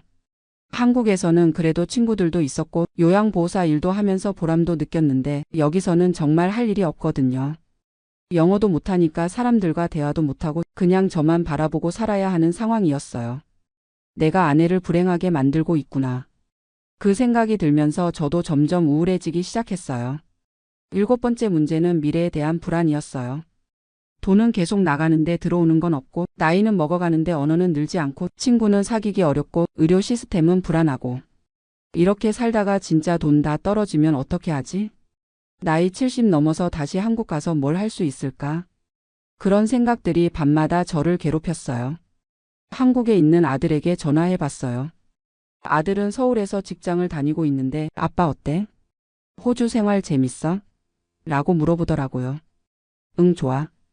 바다도 보고 공기도 좋고. 거짓말을 할 수밖에 없었어요. 아들 앞에서 실패했다, 돌아가고 싶다라고 말할 수는 없었거든요. 그런데 아들이 이런 말을 하더라고요. 아빠 솔직히 처음에는 갑자기 호주 간다고 해서 걱정했어. 하지만 아빠가 행복하면 되는 거지. 나중에 나이 드시면 한국으로 다시 오셔도 되고. 아들의 그 말을 듣는 순간 눈물이 나더라고요. 아들은 저를 걱정해 주는데 정작 저는 여기서 매일 후회하고 있었거든요. 결정적인 계기는 아내가 쓰러진 사건이었어요. 작년 11월 어느 날 아내가 갑자기 가슴이 아프다면서 쓰러졌거든요. 급하게 구급차를 불렀는데 응급실에서 몇 시간을 기다려야 했어요. 다행히 큰 문제는 아니었지만 스트레스성 가슴 통증이라고 하더라고요. 그때 의사가 저한테 이런 말을 했어요. 환자분이 많이 스트레스를 받고 계신 것 같습니다. 혹시 최근에 큰 변화가 있었나요? 영어로 설명하기도 어려웠지만 이민 와서 적응이 어렵다고 했더니 의사가 고개를 끄덕이더라고요. 많은 이민자들이 겪는 일입니다. 상담을 받아보시는 것도 좋을 것 같네요. 그날 밤 병원에서 돌아와서 아내와 진지하게 이야기했어요. 여보, 우리 정말 솔직하게 이야기해보자. 여기서 계속 살고 싶어? 아내가 한참 동안 말이 없더니 조용히 고개를 저었어요. 나도 힘들어. 매일 감옥에 갇혀 있는 기분이야. 아무하고도 말할 수 없고 갈 곳도 없고 할 일도 없고. 그럼 우리 한국으로 돌아갈까? 하지만 돈은 어떻게 해? 집도 팔았는데. 돈은 나중에 생각하자. 일단 우리 건강이 먼저야. 그렇게 해서 한국행을 결정했어요. 하지만 문제는 체면이었어요. 그렇게 큰 소리치며 호주 갔다가 1년도 안 되어서 돌아온다는 걸 어떻게 말해요? 실패했다고 인정하기가 너무 부끄러워. 그래서 아무한테도 말하지 않고 돌아오기로 했어요. 한국에 있는 친구들이나 친척들한테는 아직도 호주에 있다고 생각하고 있어요. 작년 12월 말 정말 조용히 짐을 쌌어요. 가져온 짐의 절반도 못 가져가고 나머지는 다 버리거나 한인들한테 나눠줬어요. 공항에 가는 택시 안에서 아내가 울더라고요. 미안해. 내가 호주 가자고 해서. 아니야. 우리 둘 다 결정한 거야. 실패한 것도 우리 둘 다 책임져야 하는 거고. 인천공항에 도착했을 때 정말 복잡한 심정이었어요. 안도감, 안녕하세요. 저는 올해 67세 된 박시훈이라고 합니다. 지금 미국 캘리포니아 쿠퍼티노에 살고 있는데요. 이곳이 바로 애플 본사가 있는 곳이죠. 오늘 아침에 손자가 저한테 이런 질문을 했어요. 할아버지, 어떻게 그때 애플 주식을 샀어요? 어떻게 그게 이렇게 될 줄 알았어요? 이런 질문을 받으니까 44년 전 그 시절이 생생하게 떠오르더라고요. 지금 제 애플 주식 포트폴리오를 보면요. 정말 믿기지 않는 숫자들이 나와 있어요. 1980년에 1만 달러로 시작했던 투자가 지금은 솔직히 말씀드리기도 부끄러울 정도로 큰 돈이 됐습니다. 그런데 이게 하루아침에 된 건 아니에요. 44년이라는 긴 세월 동안 수많은 사람들의 조롱과 비웃음을 견뎌내야 했거든요. 이야기는 1979년으로 거슬러 올라갑니다. 저는 그해 KAIST 전자공학과를 졸업했어요. 집이 워낙 가난해서 장학금으로 겨우겨우 공부했죠. 아버지는 시골에서 작은 농사를 짓고 계셨고 어머니는 남의 집일을 도우며 생계를 꾸려가셨어요. 대학 졸업하고 취직해서 집안을 도와야 한다는 압박이 컸지만 저는 미국 유학을 꼭 가고 싶었어요. 전자공학이라는 분야에서 세계 최고 수준을 배우고 싶었거든요. 다행히 스탠포드 대학교에서 장학금을 받을 수 있었고 1979년 늦가을에 미국 땅을 밟게 됐습니다. 처음 실리콘밸리에 발을 디딘 순간을 지금도 기억해요. 뭔가 전기가 흐르는 것 같은 느낌이었어요. 그때 실리콘밸리는 지금과는 완전히 달랐어요. 아직 농장들이 많이 남아 있었고 곳곳에 작은 기술 회사들이 생겨나고 있었죠. HP, 인텔, 페어차일드 같은 회사들이 있었지만 지금처럼 거대한 기업들은 아니었어요. 그런데 대학원에서 공부하면서 정말 놀라운 걸 목격했어요. 개인용 컴퓨터라는 게 나타나기 시작한 거예요. 그때까지 컴퓨터라고 하면 IBM의 거대한 메인프레임만 있었는데 갑자기 책상 위에 올려놓을 수 있는 컴퓨터가 나온 거죠. 1980년 초 어느 날이었어요. 연구실 선배가 저를 어떤 작은 회사에 데려갔는데 그곳이 바로 애플이었어요. 쿠퍼티노의 작은 건물에서 젊은 사람들이 뭔가 열심히 만들고 있더라고요. 그들이 보여준 게 APPL이 컴퓨터였어요. 처음 그걸 만져봤을 때의 충격을 어떻게 표현할까요? 지금까지 본 컴퓨터와는 완전히 다른 세상이었어요. 누구나 쉽게 사용할 수 있게 만들어져 있었거든요. 더 놀라운 건 그걸 만든 사람들이었어요. 스티브 잡스라는 25살짜리 청년이 회사를 이끌고 있었고 그의 비전을 들어보니 정말 혁명적이었어요. 개인용 컴퓨터로 세상을 바꾸겠다는 거였어요. 그때 IBM은 컴퓨터 업계를 완전히 장악하고 있었어요. 아무도 IBM에 도전할 수 있다고 생각하지 않았죠. 하지만 저는 애플이 다르다고 느꼈어요. 기술적으로 완전히 새로운 접근을 하고 있었거든요. 1980년 12월 드디어 애플이 주식을 상장한다는 소식이 들렸어요. 주당 22달러에 공개한다고 하더라고요. 저는 그 순간 이거다 싶었어요. 이 회사는 반드시 성공할 거라는 확신이 들었거든요. 그런데 주변 반응은 정반대였어요. 지도 교수님께서는 제게 이렇게 말씀하시더라고요. 시훈아, 너는 공부하러 온 거야. 주식 투자 같은 도박은 하지 마라. IBM도 있는데 무슨 애플이냐. 한국인 선배들은 더 심했어요. 박시훈, 너 미쳤니? 겨우 생긴 회사에 돈을 넣는다고? IBM 주식을 사든지 아니면 은행에 저금을 해. 그게 안전한 길이야. 심지어 한국에 있는 부모님께도 전화가 갔어요. 아들이 미국에서 도박을 한다고요. 어머니는 울먹이시며 전화하셨어요. 시훈아, 학비 아껴서 장사는 하지 마라. 공부만 열심히 해라. 하지만 저는 확신이 있었어요. 전자공학을 공부한 사람으로서 애플의 기술이 얼마나 혁신적인지 알 수 있었거든요. 그들이 만든 건 단순한 컴퓨터가 아니라 완전히 새로운 패러다임이었어요. 그래서 결심했어요. 생활비로 아껴둔 5,000달러에다가 은행에서 학자금 대출까지 받아서 5,000달러를 더 마련했어요. 총 1만 달러로 애플 주식 454주를 샀습니다. 1980년 12월 12일 역사적인 날이었어요. 아침 일찍 증권회사에 가서 주문을 넣었죠. 주가가 22달러에서 시작해서 하루 만에 32달러까지 올랐어요. 첫날부터 50% 수익률을 기록한 거죠. 그때 연구실 동료들이 깜짝 놀라더라고요. 야, 박시훈이 하루 만에 5,000달러 벌었다고. 운이 정말 좋네. 이제 팔고 나와라. 하지만 저는 팔지 않았어요. 이건 시작에 불과하다고 생각했거든요. 애플의 진짜 가치는 아직 드러나지도 않았다고 봤어요. 1980년대는 정말 힘든 시기였어요. 1985년에 스티브 잡스가 회사에서 쫓겨났거든요. 이사회와 갈등을 빚다가 결국 나가게 된 거예요. 그때 애플 주가가 폭락했어요. 주변에서는 난리가 났죠. 봐라, 애플은 이제 끝이다. 창업자도 나갔는데 무슨 미래가 있겠냐. 지금이라도 팔아라. 확실히 흔들렸어요. 주가가 계속 떨어지는데 정말 제가 잘못 판단한 건 아닌가 싶었거든요. 하지만 그래도 팔지 않았어요. 왜냐하면 애플의 기술은 여전히 뛰어났거든요. 매킨토시 컴퓨터를 써보니까 여전히 다른 회사들보다 몇 년은 앞서 있었어요. 문제는 경영이지 기술은 아니라고 생각했어요. 1990년대는 더 힘들었어요. 애플이 정말 망할 뻔했거든요. 시장 점유율이 5%까지 떨어졌고 주가는 역사상 최저점을 기록했어요. 그때 모든 사람이 저를 미쳤다고 했어요. 박시훈, 너 정말 고집불통이다. 15년 동안 손해만 보고 있잖아. 이제라도 손절하고 나와라. 심지어 아내도 걱정했어요. 당신 이제 그만해요. 우리 아이들 교육비도 생각해야죠. 그 돈으로 집이라도 사요. 정말 외로웠어요. 온 세상이 저를 비웃는 것 같았거든요. 하지만 포기할 수 없었어요. 제가 본 애플의 기술력은 가짜가 아니었거든요. 1997년 드디어 기회가 왔어요. 스티브 잡스가 애플로 돌아온다는 소식이 들린 거예요. 12년 만에 복귀였죠. 그 소식을 들었을 때 정말 가슴이 뛰었어요. 이제 진짜 시작이구나. 17년을 기다린 보람이 있겠구나.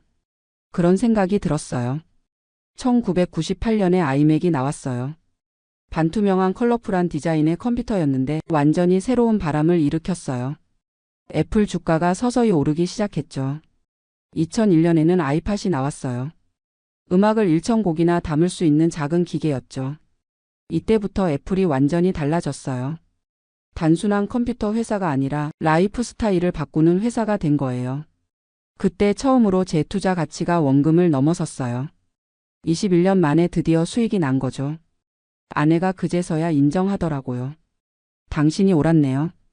정말 대단해요. 하지만 진짜 혁명은 2007년에 일어났어요. 아이폰이 나온 거죠. 스마트폰이라는 완전히 새로운 기기였어요. 전화, 컴퓨터, 음악 플레이어가 하나로 합쳐진 거였죠. 아이폰 발표를 보는 순간 저는 확신했어요. 이제 세상이 바뀔 거다. 애플이 정말로 세계를 지배할 거다. 실제로 그렇게 됐어요.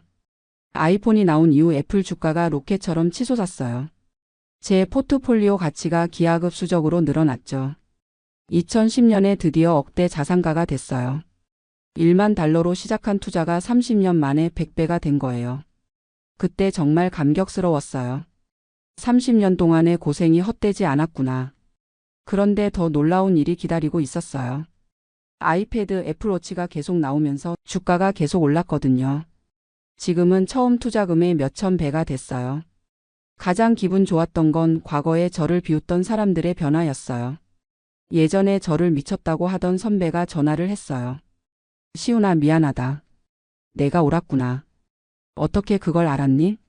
지도 교수님도 나중에 인정하시더라고요. 내가 잘못 생각했다. 너의 안목이 정말 대단했다. 어떻게 그런 확신을 가질 수 있었니? 하지만 저는 자만하지 않았어요. 성공했다고 해서 생활을 바꾸지도 않았고요. 여전히 검소하게 살고 있어요. 다만 아이들 교육에는 투자를 많이 했죠. 큰아들 준호는 지금 구글에서 시니어 엔지니어로 일하고 있어요. 스탠포드에서 컴퓨터 공학을 전공했는데 아버지의 기술적 안목을 물려받은 것 같아요. 실리콘밸리에서 인정받는 엔지니어가 됐죠. 딸 미나는 로펌에서 파트너 변호사로 일해요. 하버드 로스쿨을 나왔는데 꼼꼼하고 논리적인 성격이에요. 지금은 우리 가족 자산 관리를 담당하고 있어요.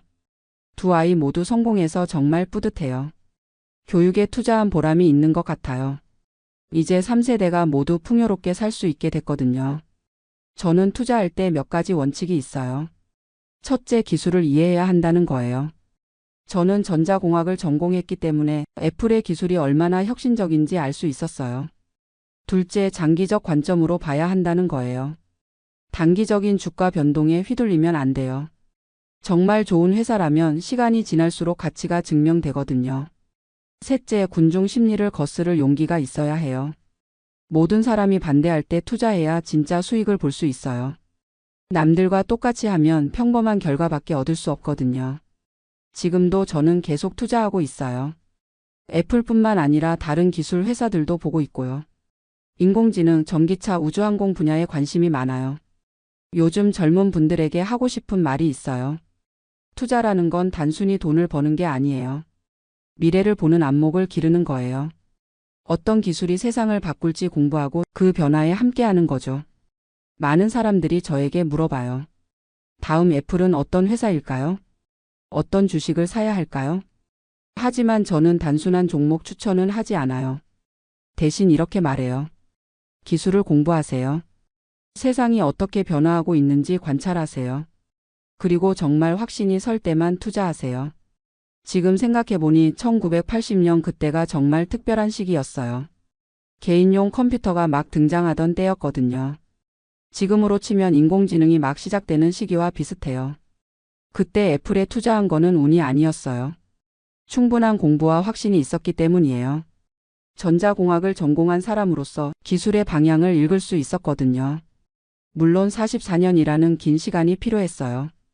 그 사이에 수없이 많은 유혹이 있었죠. 팔고 싶은 순간이 몇 번이나 있었고요. 하지만 끝까지 참았기 때문에 이런 결과를 얻었어요. 지금 저는 쿠퍼티노에서 정말 행복하게 살고 있어요. 애플 본사에서 차로 10분 거리에 있는 집인데 가끔 산책하다 보면 애플파크가 보여요. 44년 전 투자한 그 회사가 지금은 세계 최고 기업이 됐다니 정말 감개무량해요. 한국에도 자주 가요. 모교인 KAIST에서 특강을 하기도 하고 장학금도 지원하고 있어요. 어려운 환경에서 공부하는 후배들을 보면 과거의 제 모습이 떠올라요. 그들에게도 말해주고 싶어요. 지금은 힘들어도 포기하지 마세요. 공부하고 노력하면 반드시 기회가 와요. 그 기회를 잡을 준비를 하고 있으세요. 요즘 손자들이 클 때가 되니까 이 자산을 어떻게 물려줄지 고민이 돼요. 돈만 물려주는 게 아니라 제대로 된 가치관도 함께 전수하고 싶거든요. 그래서 손자들에게 투자 교육을 시키고 있어요. 단순히 주식을 사고 파는 방법이 아니라 기업의 가치를 보는 눈을 기르게 하고 있죠. 세상을 바꾸는 기술에 관심을 갖게 하고 있고요. 아직도 애플 주식은 계속 보유하고 있어요. 물론 일부는 매도해서 다양화했지만 여전히 포트폴리오의 큰 부분을 차지하고 있어요. 애플의 미래를 여전히 믿고 있거든요. 인공지능, 자율주행, 증강현실. 애플이 도전하고 있는 새로운 분야들을 보면 아직도 혁신이 끝나지 않았다는 걸 알 수 있어요. 앞으로 10년, 20년 후에도 계속 성장할 거라고 봐요. 67세가 된 지금 돌아보니 인생에서 가장 잘한 일이 애플 투자였어요. 하지만 그보다 더 중요한 건 용기를 내서 도전했다는 거예요. 모든 사람이 반대했지만 제 신념을 믿고 끝까지 갔어요. 그 결과 경제적 자유를 얻었을 뿐만 아니라 가족들에게도 더 나은 미래를 선물할 수 있었죠. 젊은 분들에게 마지막으로 하고 싶은 말이 있어요. 안전한 길만 가지 마세요. 정말 확신이 서는 일이 있다면 용기를 내서 도전해 보세요. 물론 실패할 수도 있어요. 하지만 도전하지 않으면 성공할 기회도 없거든요. 저처럼 44년을 기다릴 각오가 있다면 분명 보상이 따를 거예요. 기술을 공부하고 세상의 변화를 관찰하고 확신이 설 때 과감하게 투자하세요. 그리고 무엇보다 끝까지 참을 수 있는 인내심을 기르세요. 그것이 바로 제가 67년 인생을 살면서 깨달은 가장 소중한 교훈입니다. 안녕하세요. 저는 올해 52살 김태호라고 합니다. 처음 이런 이야기를 공개적으로 하는 것이라 많이 떨리네요. 15년이라는 시간, 그것도 미국 교도소에서 보낸 15년에 대해 말씀드리려고 합니다. 아마 많은 분들이 충격적으로 느끼실 수도 있고 저를 비난하실 수도 있을 것 같아요. 하지만 지금까지 숨겨왔던 제 이야기를 더 이상 혼자 감당하기 어려워서 용기를 내게 되었습니다. 저는 1995년에 25살의 나이로 미국 로스앤젤레스에 유학을 갔습니다. 컴퓨터 공학을 전공하려고 했었죠. 당시에는 미국 IT 붐이 한창이었고 젊은 나이에 실리콘밸리에서 성공하겠다는 꿈을 가지고 있었어요. 부모님께서는 집까지 담보로 잡고 유학비를 마련해 주셨습니다. 그 마음이 얼마나 간절했는지 지금도 생각하면 가슴이 아픕니다. 하지만 현실은 생각보다 훨씬 어려웠어요. 영어는 생각보다 늘지 않았고 학업은 따라가기 힘들었습니다. 무엇보다 생활비가 부족했어요. 처음에는 한인마트에서 아르바이트를 했지만 시급이 너무 낮았어요. 하루 8시간씩 일해도 한 달에 $800 정도밖에 벌 수 없었는데 방세만 $600였으니까요. 그러다가 한인 동료를 통해서 돈을 빨리 벌 수 있는 방법이 있다는 얘기를 들었어요. 지금 생각해보면 그때 단호하게 거절했어야 했는데 당시에는 너무 절박했던 것 같아요. 그 일이 바로 마약 운반이었습니다. 한 번에 $2000를 받을 수 있다고 했어요. 그냥 차로 라스베이거스까지 다녀오기만 하면 된다고 위험하지 않다고 했었죠. 처음에는 정말 간단해 보였어요. 지정된 장소에서 가방을 받아서 라스베이거스의 호텔까지 가져다 주기만 하면 되는 일이었거든요. 하지만 세 번째 운반을 하던 중에 적발되었습니다. 2009년 3월 15일 그날을 평생 잊을 수 없어요. 라스베이거스로 가는 고속도로에서 경찰이 제 차를 세웠어요. 일상적인 교통 단속인 줄 알았는데 경찰견이 제 차 주변을 맴돌더니 짖기 시작했어요. 그 순간 모든 게 끝났다는 걸 알았습니다. 트렁크에서 코카인 2kg이 발견되었어요. 제가 운반하는 게 마약인 줄은 알았지만 그렇게 많은 양인 줄은 몰랐어요. 현장에서 바로 체포되었고 수갑이 채워지는 순간 정말 세상이 무너지는 기분이었어요. 재판은 빠르게 진행되었습니다. 연방법원에서 마약 밀매죄로 기소되었고 변호사를 선임할 돈이 없어서 국선 변호사가 배정되었어요. 그 변호사는 저에게 유죄 인정을 하고 감형을 받으라고 조언했습니다. 첫 범이고 운반책에 불과하니까 7년에서 10년 정도 받을 거라고 했어요. 하지만 판사는 제게 15년을 선고했습니다. 그때가 2009년 8월이었어요. 법정에서 판결을 들었을 때 정말 다리에 힘이 빠져서 주저앉을 뻔했어요. 15년이라는 시간이 얼마나 긴 시간인지 실감이 나지 않았어요. 부모님께 전화를 드렸을 때가 가장 힘들었어요. 어머니는 전화기 너머로 울음소리만 들리셨고 아버지는 한동안 아무 말씀도 하지 못하셨어요. 아들아, 우리가 뭘 잘못했을까? 그 말씀이 지금도 가슴에 박혀 있어요. 첫 번째로 배정받은 곳은 네바다주의 연방교도소였습니다. 처음 교도소에 들어갔을 때의 충격은 이루 말할 수 없었어요. 교도소 안에서는 인종별로 그룹이 나뉘어 있었어요. 백인, 흑인, 히스패닉, 아시안으로 구분되어 있었는데 아시안 중에서도 한국인은 저 혼자였어요. 첫날 밤 감방에 들어가는데 룸메이트가 멕시코계 미국인이었어요. 그는 제가 한국인이라는 걸 알고는 노골적으로 무시했어요. 여기서 살아남으려면 강해져야 한다고 말하면서요. 언어 장벽이 가장 큰 문제였어요. 교도관들이 하는 말을 제대로 이해할 수 없었고 제가 하는 말도 그들이 이해하지 못했어요. 한 번은 복통이 심해서 의무실에 가고 싶다고 했는데 교도관이 제 말을 이해하지 못해서 하루 종일 아픈 배를 움켜쥐고 있어야 했어요. 다음 날에야 겨우 의무실에 갈 수 있었죠. 교도소 안에서의 하루는 새벽 5시에 시작되었어요. 점호를 받고 아침 식사를 한 후에는 각자 배정받은 일을 해야 했어요. 저는 처음에 세탁실에서 일했어요. 하루 8시간씩 제수복을 세탁하고 건조하는 일이었죠. 시급은 25센트였어요. 한 달에 40달러 정도 벌 수 있었는데 그 돈으로 캔틴에서 라면이나 비누 같은 생필품을 사야 했어요. 교도소 안에서 가장 중요한 건 라면이었어요. 정말 신기하게도 라면이 교도소 안의 화폐 역할을 했어요. 라면 1개로 비누 1개를 살 수 있었고 라면 10개면 잡지 1권을 살 수 있었어요. 식사는 정말 끔찍했어요. 아침에는 딱딱한 시리얼과 우유, 점심에는 정체불명의 고기와 콩, 저녁에는 파스타나 감자 정도였어요. 김치는 꿈도 꿀 수 없었죠. 제일 무서웠던 건 다른 죄수들과의 갈등이었어요. 교도소 안에는 암묵적인 규칙들이 있었어요. 어디에 앉으면 안 되는지, 누구와 말하면 안 되는지, 어떤 행동을 하면 안 되는지. 그런 걸 모르고 실수라도 하면 바로 표적이 되었어요. 한 번은 샤워실에서 흑인 죄수와 시비가 붙었어요. 제가 샤워하는 시간이 너무 길다고 하면서 시비를 걸었는데 사실 저는 그 사람이 뭐라고 하는지 절반도 이해하지 못했어요. 그냥 쏘리 하면서 얼른 나왔는데 그 모습이 다른 죄수들에게는 겁쟁이로 보였나 봐요. 그 이후로 몇 달 동안 계속 괴롭힘을 당했어요. 음식을 뺏어가거나 일부러 저를 밀치고 지나가거나 제 침대에 쓰레기를 버리기도 했어요. 그때 정말 자살하고 싶었어요. 매일 밤 잠들기 전에 내일 아침에 깨어나지 않았으면 하고 생각했어요. 그러던 중에 한 사람을 만났어요. 데이빗 리라는 중국계 미국인이었는데 저보다 10살 정도 많았어요. 그는 사기죄로 20년을 선고받고 이미 8년째 복역 중이었어요. 데이빗이 저에게 교도소에서 살아남는 법을 가르쳐 줬어요. 여기서는 약해 보이면 안 된다고 했어요. 하지만 불필요하게 강해 보일 필요도 없다고 했죠. 그는 저에게 영어를 가르쳐 줬어요. 매일 저녁 1시간씩 감방에서 영어 공부를 했어요. 특히 교도소에서 쓰이는 은어들을 알려줬죠. 셀리는 감방을 뜻하고 피시는 새로운 죄수를 뜻하고 하우스는 자기가 속한 그룹을 뜻한다고 했어요. 데이빗은 또 제게 운동을 하라고 권했어요. 몸이 건강해야 정신도 건강하다고 말하면서요. 처음에는 팔굽혀펴기 10개도 하기 힘들었는데 매일 조금씩 늘려나갔어요. 3년 후에는 팔굽혀펴기 200개, 윗몸 일으키기 300개까지 할 수 있게 되었어요.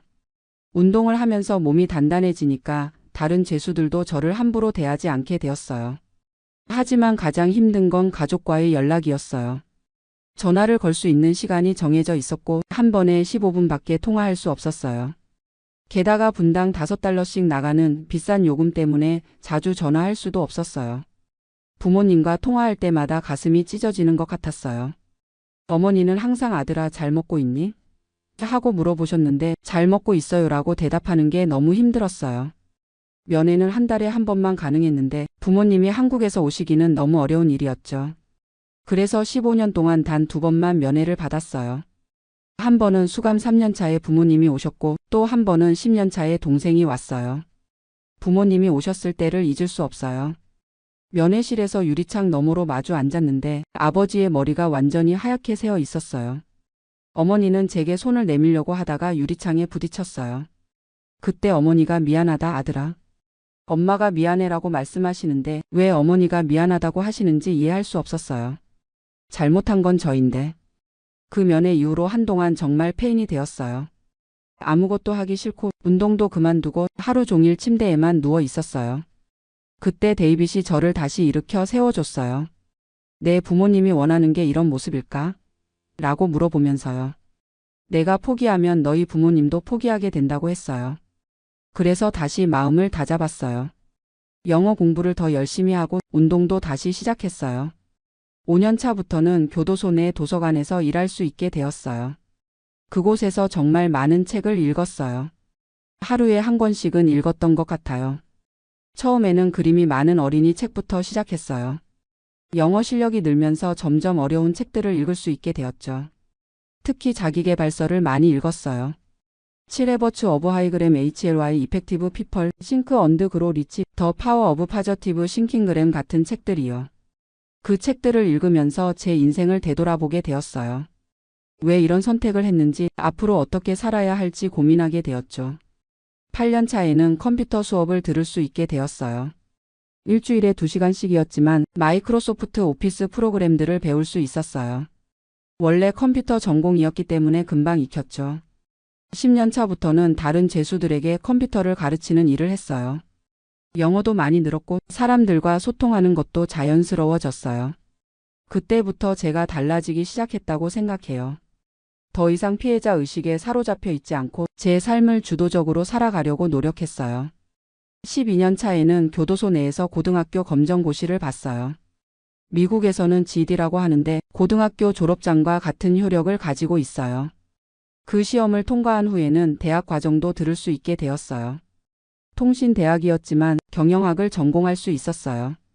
감옥에서 대학을 다닌다는 게 이상하게 들릴 수도 있지만 저에게는 정말 소중한 시간이었어요. 공부를 하면서 시간도 빨리 지나갔고 무엇보다 미래에 대한 희망을 가질 수 있었어요. 교도소 생활 후반부에는 여러 프로그램에 참여했어요. 약물 중독 치료 프로그램, 분노 조절 프로그램, 취업 준비 프로그램 등이었죠. 그 중에서 가장 도움이 된 건 약물 중독 치료 프로그램이었어요. 비록 제가 마약을 직접 사용한 건 아니었지만 왜 그런 위험한 일에 손을 댔는지 심리적인 원인을 파악할 수 있었어요. 결국 저는 돈에 대한 욕심과 성공에 대한 조급함 때문이었어요. 미국에서 빨리 성공하고 싶었고 부모님께 자랑스러운 아들이 되고 싶었던 마음이 판단력을 흐렸던 거죠. 출소를 1년 앞둔 2023년부터는 본격적으로 출소 준비를 했어요.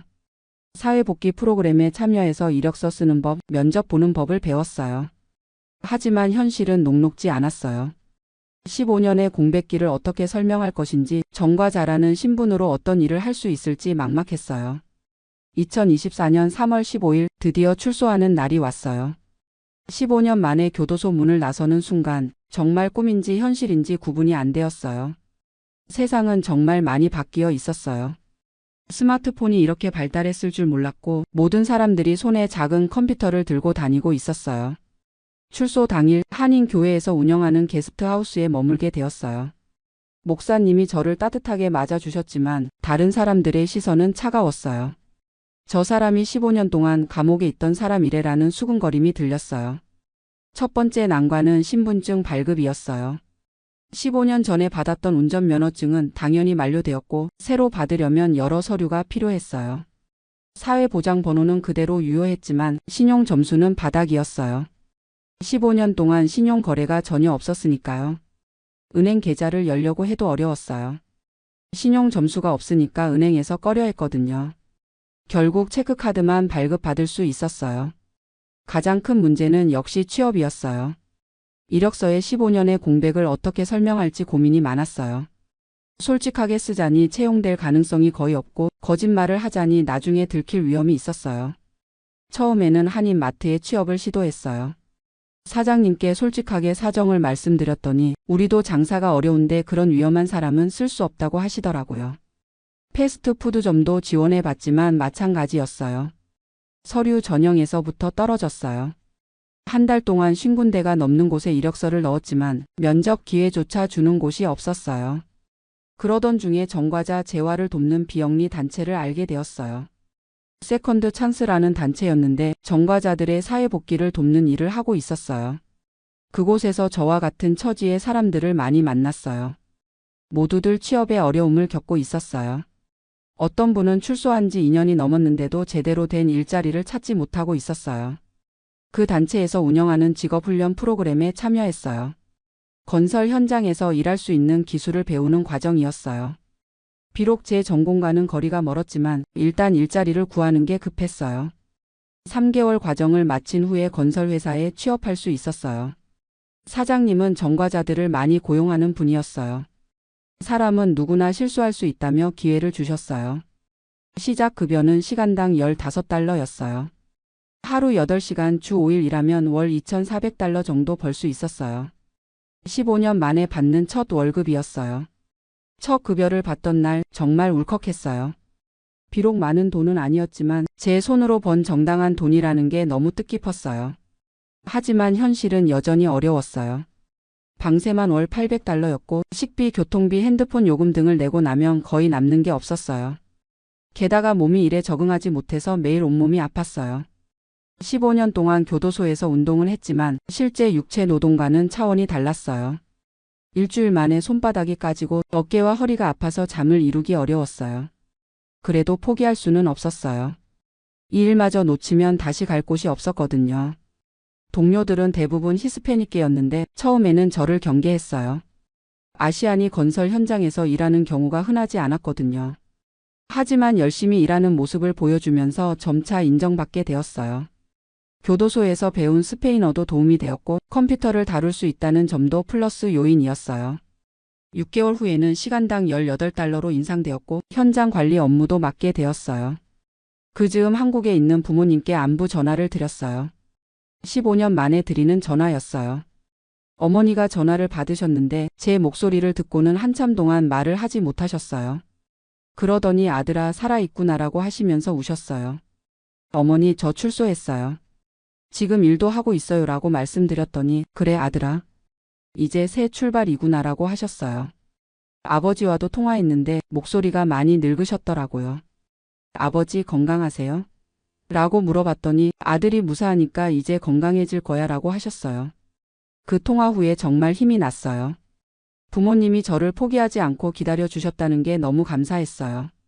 1년이 지난 지금 저는 여전히 그 건설 회사에서 일하고 있어요. 현재는 현장 감독 보조 역할을 하고 있고 시간당 $22를 받고 있어요. 작은 원룸이지만 제 집도 구했어요. 신용 점수도 조금씩 올라가고 있고 미래에 대한 계획도 세우고 있어요. 요즘은 주말마다 지역 도서관에서 봉사활동을 하고 있어요. 컴퓨터를 잘 모르는 어르신들께 기초적인 사용법을 알려드리는 일이에요. 교도소에서 배운 것들이 이렇게 도움이 될 줄 몰랐어요. 또 한 달에 한 번씩은 세컨드 찬스 단체에서 강연을 하고 있어요. 새로 출소한 분들께 제 경험을 나누고 희망을 잃지 말라고 격려하는 일이에요. 처음 강연을 했을 때는 정말 떨렸어요. 제 부끄러운 과거를 공개적으로 말하는 게 쉽지 않았거든요. 하지만 제 이야기를 듣고 눈물을 흘리는 분들을 보면서 이 일이 의미 있다는 걸 깨달았어요. 특히 기억에 남는 분이 있어요.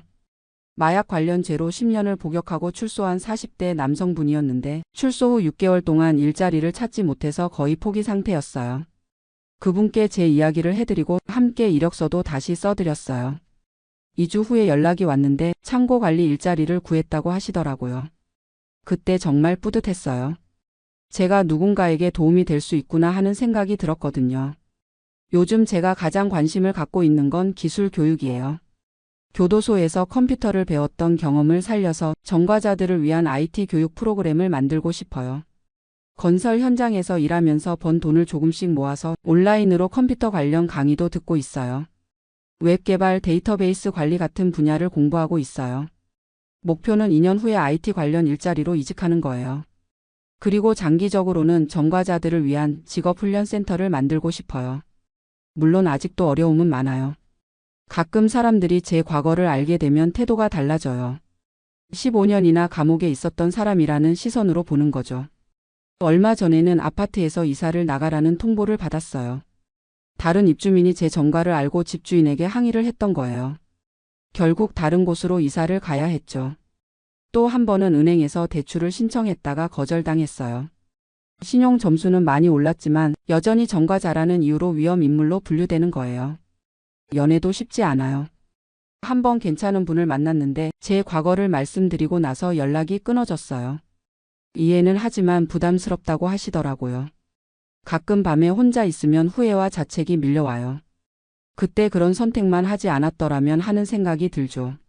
25살의 저에게 돌아가서 말려주고 싶어요. 하지만 이제는 과거를 바꿀 수 없다는 걸 받아들였어요. 대신 앞으로의 삶을 더 의미 있게 살아가려고 해요. 15년이라는 시간이 제게서 많은 걸 빼앗아갔지만 동시에 많은 걸 가르쳐 주기도 했어요. 인내심을 배웠어요. 교도소에서 15년을 견뎌낸 경험이 있으니까 이제 어떤 어려움이 와도 버틸 수 있다는 자신감이 있어요. 겸손함도 배웠어요. 세상이 제 마음대로 되지 않는다는 걸 깨달았고 작은 것에도 감사할 줄 알게 되었어요. 공감 능력도 늘었어요. 어려운 처지에 있는 사람들의 마음을 이해할 수 있게 되었고 도움을 주고 싶다는 마음도 생겼어요. 무엇보다 진정한 자유의 의미를 알게 되었어요. 자유란 단순히 감옥에 있지 않는 게 아니라 자신의 선택에 책임을 지고 의미 있는 삶을 사는 거라는 걸 깨달았어요. 지금도 매일매일이 새로운 도전이에요. 정과 자라는 꼬리표를 달고 살아가는 게 쉽지 않거든요. 하지만 포기하지 않고 계속 앞으로 나아가고 있어요. 얼마 전에 한국에 계신 부모님께 편지를 보냈어요. 그동안 죄송했다는 말씀과 함께 이제는 자랑스러운 아들이 되겠다는 다짐을 적었어요. 아버지께서 답장을 보내주셨는데 아들아, 내가 포기하지 않고 일어선 것만으로도 이미 자랑스럽다고 쓰여 있었어요. 그 편지를 읽으면서 또 울었어요. 내년에는 한국에 가서 부모님을 뵐 계획이에요. 20년 만에 귀국이 될 거예요. 정과자 신분이라 비자 발급이 어려울 수도 있지만 일단 시도해 볼 거예요. 부모님께 직접 사과드리고 그동안 걱정 끼쳐드린 것에 대해 용서를 구하고 싶어요. 요즘 자주 생각하는 게 있어요. 만약 25살에 제가 지금의 저를 만난다면 뭐라고 할까 하는 생각이에요. 아마 형 정말 힘들었겠어요 라고 할 것 같아요. 그리고 하지만 포기하지 않아서 다행이에요 라고 덧붙일 것 같고요. 지금 저와 비슷한 처지에 있는 분들께 하고 싶은 말이 있어요. 포기하지 마세요. 아무리 어둡고 절망적인 상황이라도 반드시 빛이 있어요. 저도 교도소에서 수없이 포기하고 싶었어요. 하지만 버텨냈고 지금은 새로운 인생을 살고 있어요. 물론 쉽지 않아요. 정과 자라는 꼬리표는 평생 따라다닐 거예요. 하지만 그것이 인생의 전부는 아니에요. 우리에게도 두 번째 기회가 있어요. 아니, 우리가 그 기회를 만들어가는 거예요. 매일 아침 일어날 때마다 저는 스스로에게 말해요. 오늘도 새로운 하루야. 어제보다 더 나은 사람이 되자. 간혹 제 이야기를 듣고 정말 대단하시네요 라고 말씀해 주시는 분들이 있어요. 하지만 저는 특별한 사람이 아니에요. 그냥 포기하지 않았을 뿐이에요. 15년이라는 시간을 교도소에서 보낸 것, 그것은 제 인생의 가장 큰 실수였어요. 하지만 동시에 가장 큰 교훈이기도 했어요. 지금 저는 52살이에요. 아직 인생이 반 정도 남았죠. 남은 시간을 더 의미 있게, 더 가치 있게 살아가고 싶어요. 특히 저와 같은 처지의 사람들에게 도움이 되고 싶어요. 제가 경험한 어려움과 극복 과정을 나누면서 그들에게 희망을 주고 싶어요. 언젠가는 제 이름으로 재단을 만들어서 정과자들의 사회 복귀를 돕는 일을 하고 싶어요. 직업훈련, 상담, 취업 알선 등을 종합적으로 지원하는 거죠. 그날이 올 때까지 저는 계속 노력할 거예요. 하루하루 성실히 살면서 조금씩 꿈에 다가가겠어요. 이 이야기를 들어주신 모든 분들께 감사드려요. 저의 부끄러운 과거와 현재의 모습을 솔직하게 말씀드렸어요. 혹시 저를 비난하고 싶은 분들도 계실 거예요. 그런 시선도 당연하다고 생각해요.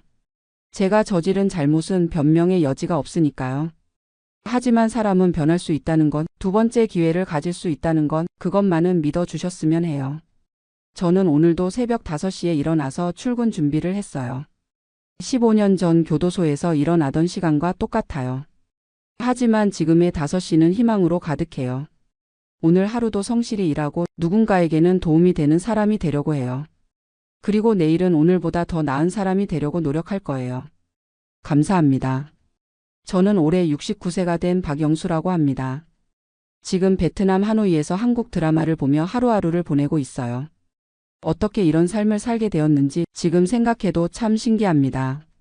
하노이의 오래된 아파트 2층 작은 원룸에서 혼자 살고 있어요. 방 한쪽 벽면을 가득 채운 32인치 텔레비전이 제 유일한 벗이죠. 매일 밤 7시면 어김없이 한국 드라마를 틀어놓습니다. 요즘엔 재방송으로 나오는 옛날 드라마들을 주로 봐요. 별이 뜨는 밤에, 가을 동화, 겨울 연가. 이런 드라마들을 보면서 눈물을 훔치기도 하고 혼자 웃기도 합니다. 아침이면 시장에 나가 하루 먹을 것들을 사옵니다. 베트남동 5만동이면 한국 돈으로 2,500원 정도인데 이 돈으로 쌀국수 한 그릇과 베트남 커피 한 잔을 마실 수 있어요. 한국에서 생각하면 정말 저렴하죠. 그래도 한국 음식이 그리울 때가 있어서 가끔 한인마트에 가서 김치며 라면을 사오기도 해요. 물론 가격은 한국의 서너 배는 하지만요. 오후에는 호안기엠 호수 주변을 산책합니다. 호수 둘레를 천천히 걸으면서 사람들을 구경하는 재미가 쏠쏠해요. 베트남 사람들도 많고 서양 관광객들도 많고 가끔 한국 사람들도 보입니다. 그럴 때면 괜히 반가워서 눈인사라도 하고 싶지만 아직은 낯을 가려서 그냥 지나치죠. 저녁 무렵 집에 돌아와 샤워를 하고 간단히 저녁을 먹은 뒤 드라마를 보는 시간이 제일 행복합니다. 인터넷으로 한국 드라마를 볼 수 있어서 정말 다행이에요. 가끔 화질이 안 좋거나 끊어질 때도 있지만 그래도 한국어를 듣고 한국 배우들을 보는 것만으로도 위로가 됩니다. 이런 생활을 시작한 지 벌써 3년이 되었어요. 처음엔 정말 힘들었습니다. 언어도 통하지 않고 음식도 입에 맞지 않고 무엇보다 한국에 두고 온 것들이 너무 그리웠거든요. 제가 이곳에 오게 된 이유는 조금 복잡해요. 사실 한국에서는 더 이상 살 수가 없었습니다. 경제적으로도 그렇고 마음적으로도 그랬어요. 저는 30년 넘게 중소기업에서 격리 일을 했습니다. 성실하게 일했고 퇴직금도 적지 않게 받았어요. 하지만 아내가 암으로 세상을 떠나면서 모든 게 틀어졌죠. 치료비로 퇴직금의 대부분을 썼고 아내가 떠난 뒤 혼자 남은 집은 너무 컸어요. 매달 나오는 국민연금 80만 원으로는 서울에서 혼자 살기가 빠듯했습니다. 자식들한테 손 벌리고 싶지는 않았어요. 큰아들은 결혼해서 아이들 키우느라 바쁘고 작은 딸은 시집가서 시댁 눈치 보느라 힘들어하는데 제가 짐이 되고 싶지 않았거든요. 그러던 중 우연히 인터넷에서 베트남에 사는 한국인들 이야기를 보게 되었어요. 물가가 싸서 적은 돈으로도 충분히 살 수 있다는 글이었죠. 처음엔 그냥 흥미로워서 보기 시작했는데 점점 진지하게 고민하게 되더라고요. 한국에서 월세 50만 원짜리 작은 원룸에 살면서 쪼들리며 사는 것보다 베트남에서 여유롭게 사는 게 나을 수도 있겠다는 생각이 들었어요. 그래서 몇 달 동안 인터넷으로 정보를 찾아보고 베트남에 살고 있는 한국인들과 이메일도 주고받으며 준비했습니다. 66세 되던 해봄 한국에 집을 정리하고 베트남으로 떠났어요. 자식들은 처음엔 반대했지만 제 의지가 확고하다는 걸 알고는 더 이상 말리지 않았죠. 하노이에 처음 도착했을 때의 기억이 아직도 생생해요. 노이바이 공항에서 나오자마자 느껴진 후덥지근한 열기, 길거리에 가득한 오토바이들, 한국과는 전혀 다른 냄새와 소음들. 정말 이곳에서 살 수 있을까 싶었어요. 첫 달은 호텔에서 지내면서 집을 구했습니다. 한국인들이 많이 사는 지역을 알아보고 그나마 안전하다는 곳에 작은 원룸을 월 45만 원에 얻었어요. 한국 돈으로 치면 그렇게 싸지는 않았지만 베트남 현지 기준으로는 꽤 괜찮은 곳이었죠.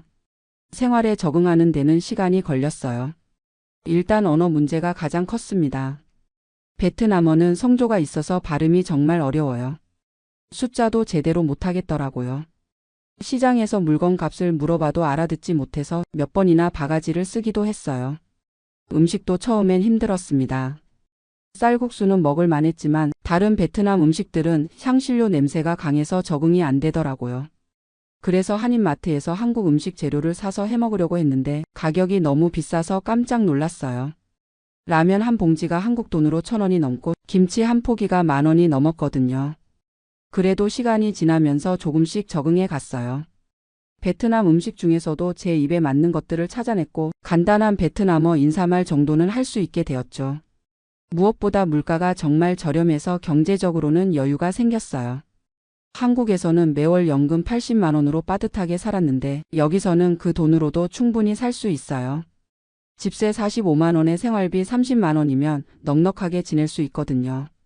가끔 한국 음식이 먹고 싶어서 한인 식당에 가거나 한인마트에서 비싼 한국 음식 재료를 사도 크게 부담스럽지 않아요. 무엇보다 날씨가 좋아요. 하노이는 겨울에도 그렇게 춥지 않아서 관절염이 있는 저에게는 정말 좋습니다. 한국에서는 겨울만 되면 무릎이 아파서 밖에 나가기 힘들었는데 여기서는 1년 내내 산책을 할 수 있어요. 하지만 그래도 외로움은 어쩔 수 없더라고요. 특히 밤에 혼자 있으면 한국이 그리워져요. 자식들 목소리도 듣고 싶고 친구들도 보고 싶고 익숙한 한국의 거리를 걸어보고 싶고 그런 외로움을 달래주는 게 바로 한국 드라마예요. 인터넷으로 한국 드라마를 볼 수 있다는 걸 알게 된 건 정말 큰 행운이었어요. 처음엔 최신 드라마들을 봤는데 요즘 젊은 배우들은 잘 모르겠더라고요. 그래서 제가 젊었을 때 봤던 옛날 드라마들을 다시 보기 시작했어요.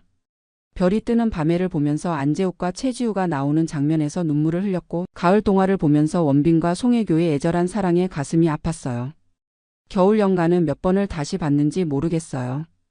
배용준과 최지우가 나오는 그 유명한 장면들을 볼 때마다 제 젊은 시절이 떠올라서 괜히 울컥하기도 하고요. 드라마를 보면서 한국어를 듣고 있으면 정말 한국에 있는 것 같은 기분이 들어요. 베트남어와 영어가 뒤섞인 하노이 거리의 소음에 지쳐 있다가 집에 와서 한국 드라마를 틀고 한국말을 들으면 마음이 편안해져요. 요즘은 주말 드라마들도 다시 보고 있어요. 인생은 아름다워, 애정, 이런 가족 드라마들을 보면서 제 가족들 생각도 하고 혼자 사는 제 모습과 비교해 보기도 해요. 가끔은 예능 프로그램도 봅니다. 1박 2일이나 무한도전 같은 걸 보면서 혼자 깔깔 웃어요. 하노이의 조용한 밤에 혼자 웃고 있으면 이웃들이 이상하게 생각할 수도 있겠지만 그런 건 신경 쓰지 않아요. 제가 행복하면 되는 거니까요. 한국 뉴스도 인터넷으로 봅니다. 한국에서 무슨 일이 일어나고 있는지 궁금하거든요. 정치 뉴스는 별로 관심이 없지만 날씨나 사회 소식들은 꼼꼼히 챙겨봐요. 특히 고향인 대구 소식이 나오면 더 자세히 봅니다. 그러다 보면 가끔 한국에 돌아가고 싶다는 생각이 들어요. 특히 명절 때나 가족들 생일 때면 더 그래요. 추석이나 설날에 혼자 베트남에서 지내고 있으면 정말 외롭고 쓸쓸해져요.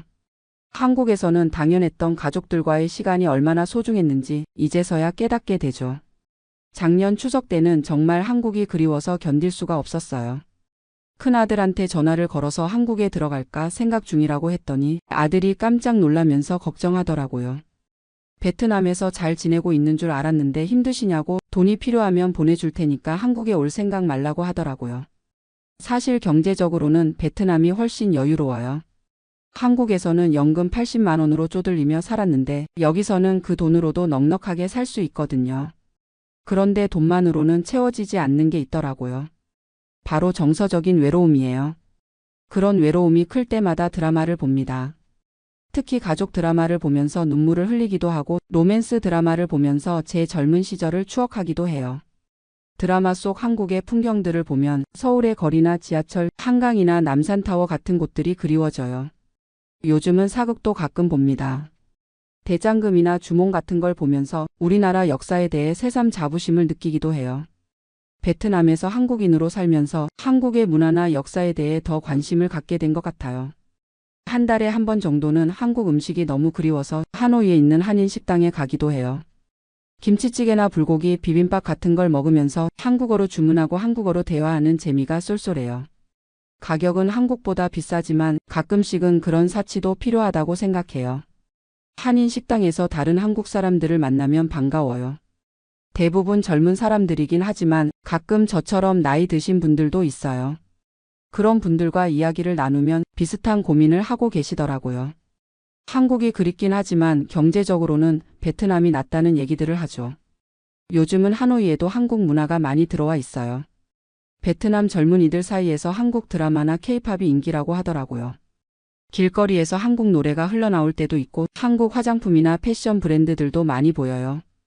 괜히 한국인으로서 자랑스럽기도 해요.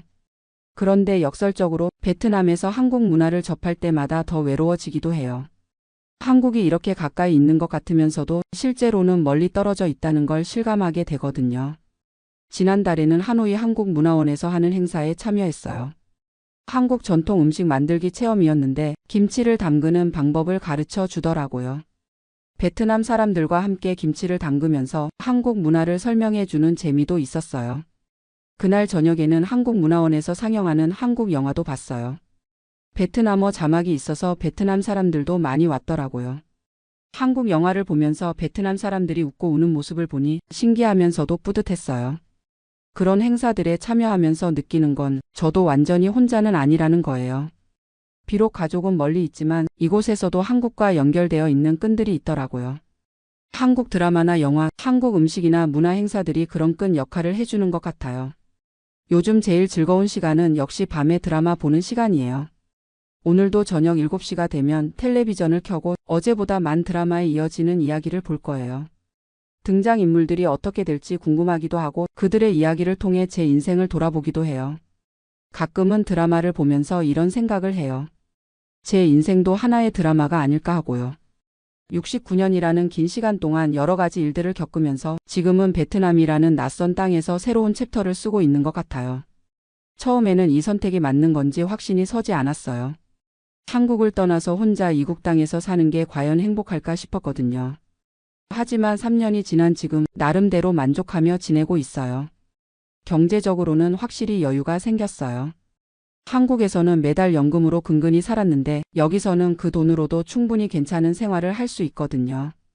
가끔 자식들한테 용돈도 보내줄 수 있을 정도로요. 건강 면에서도 좋아졌어요.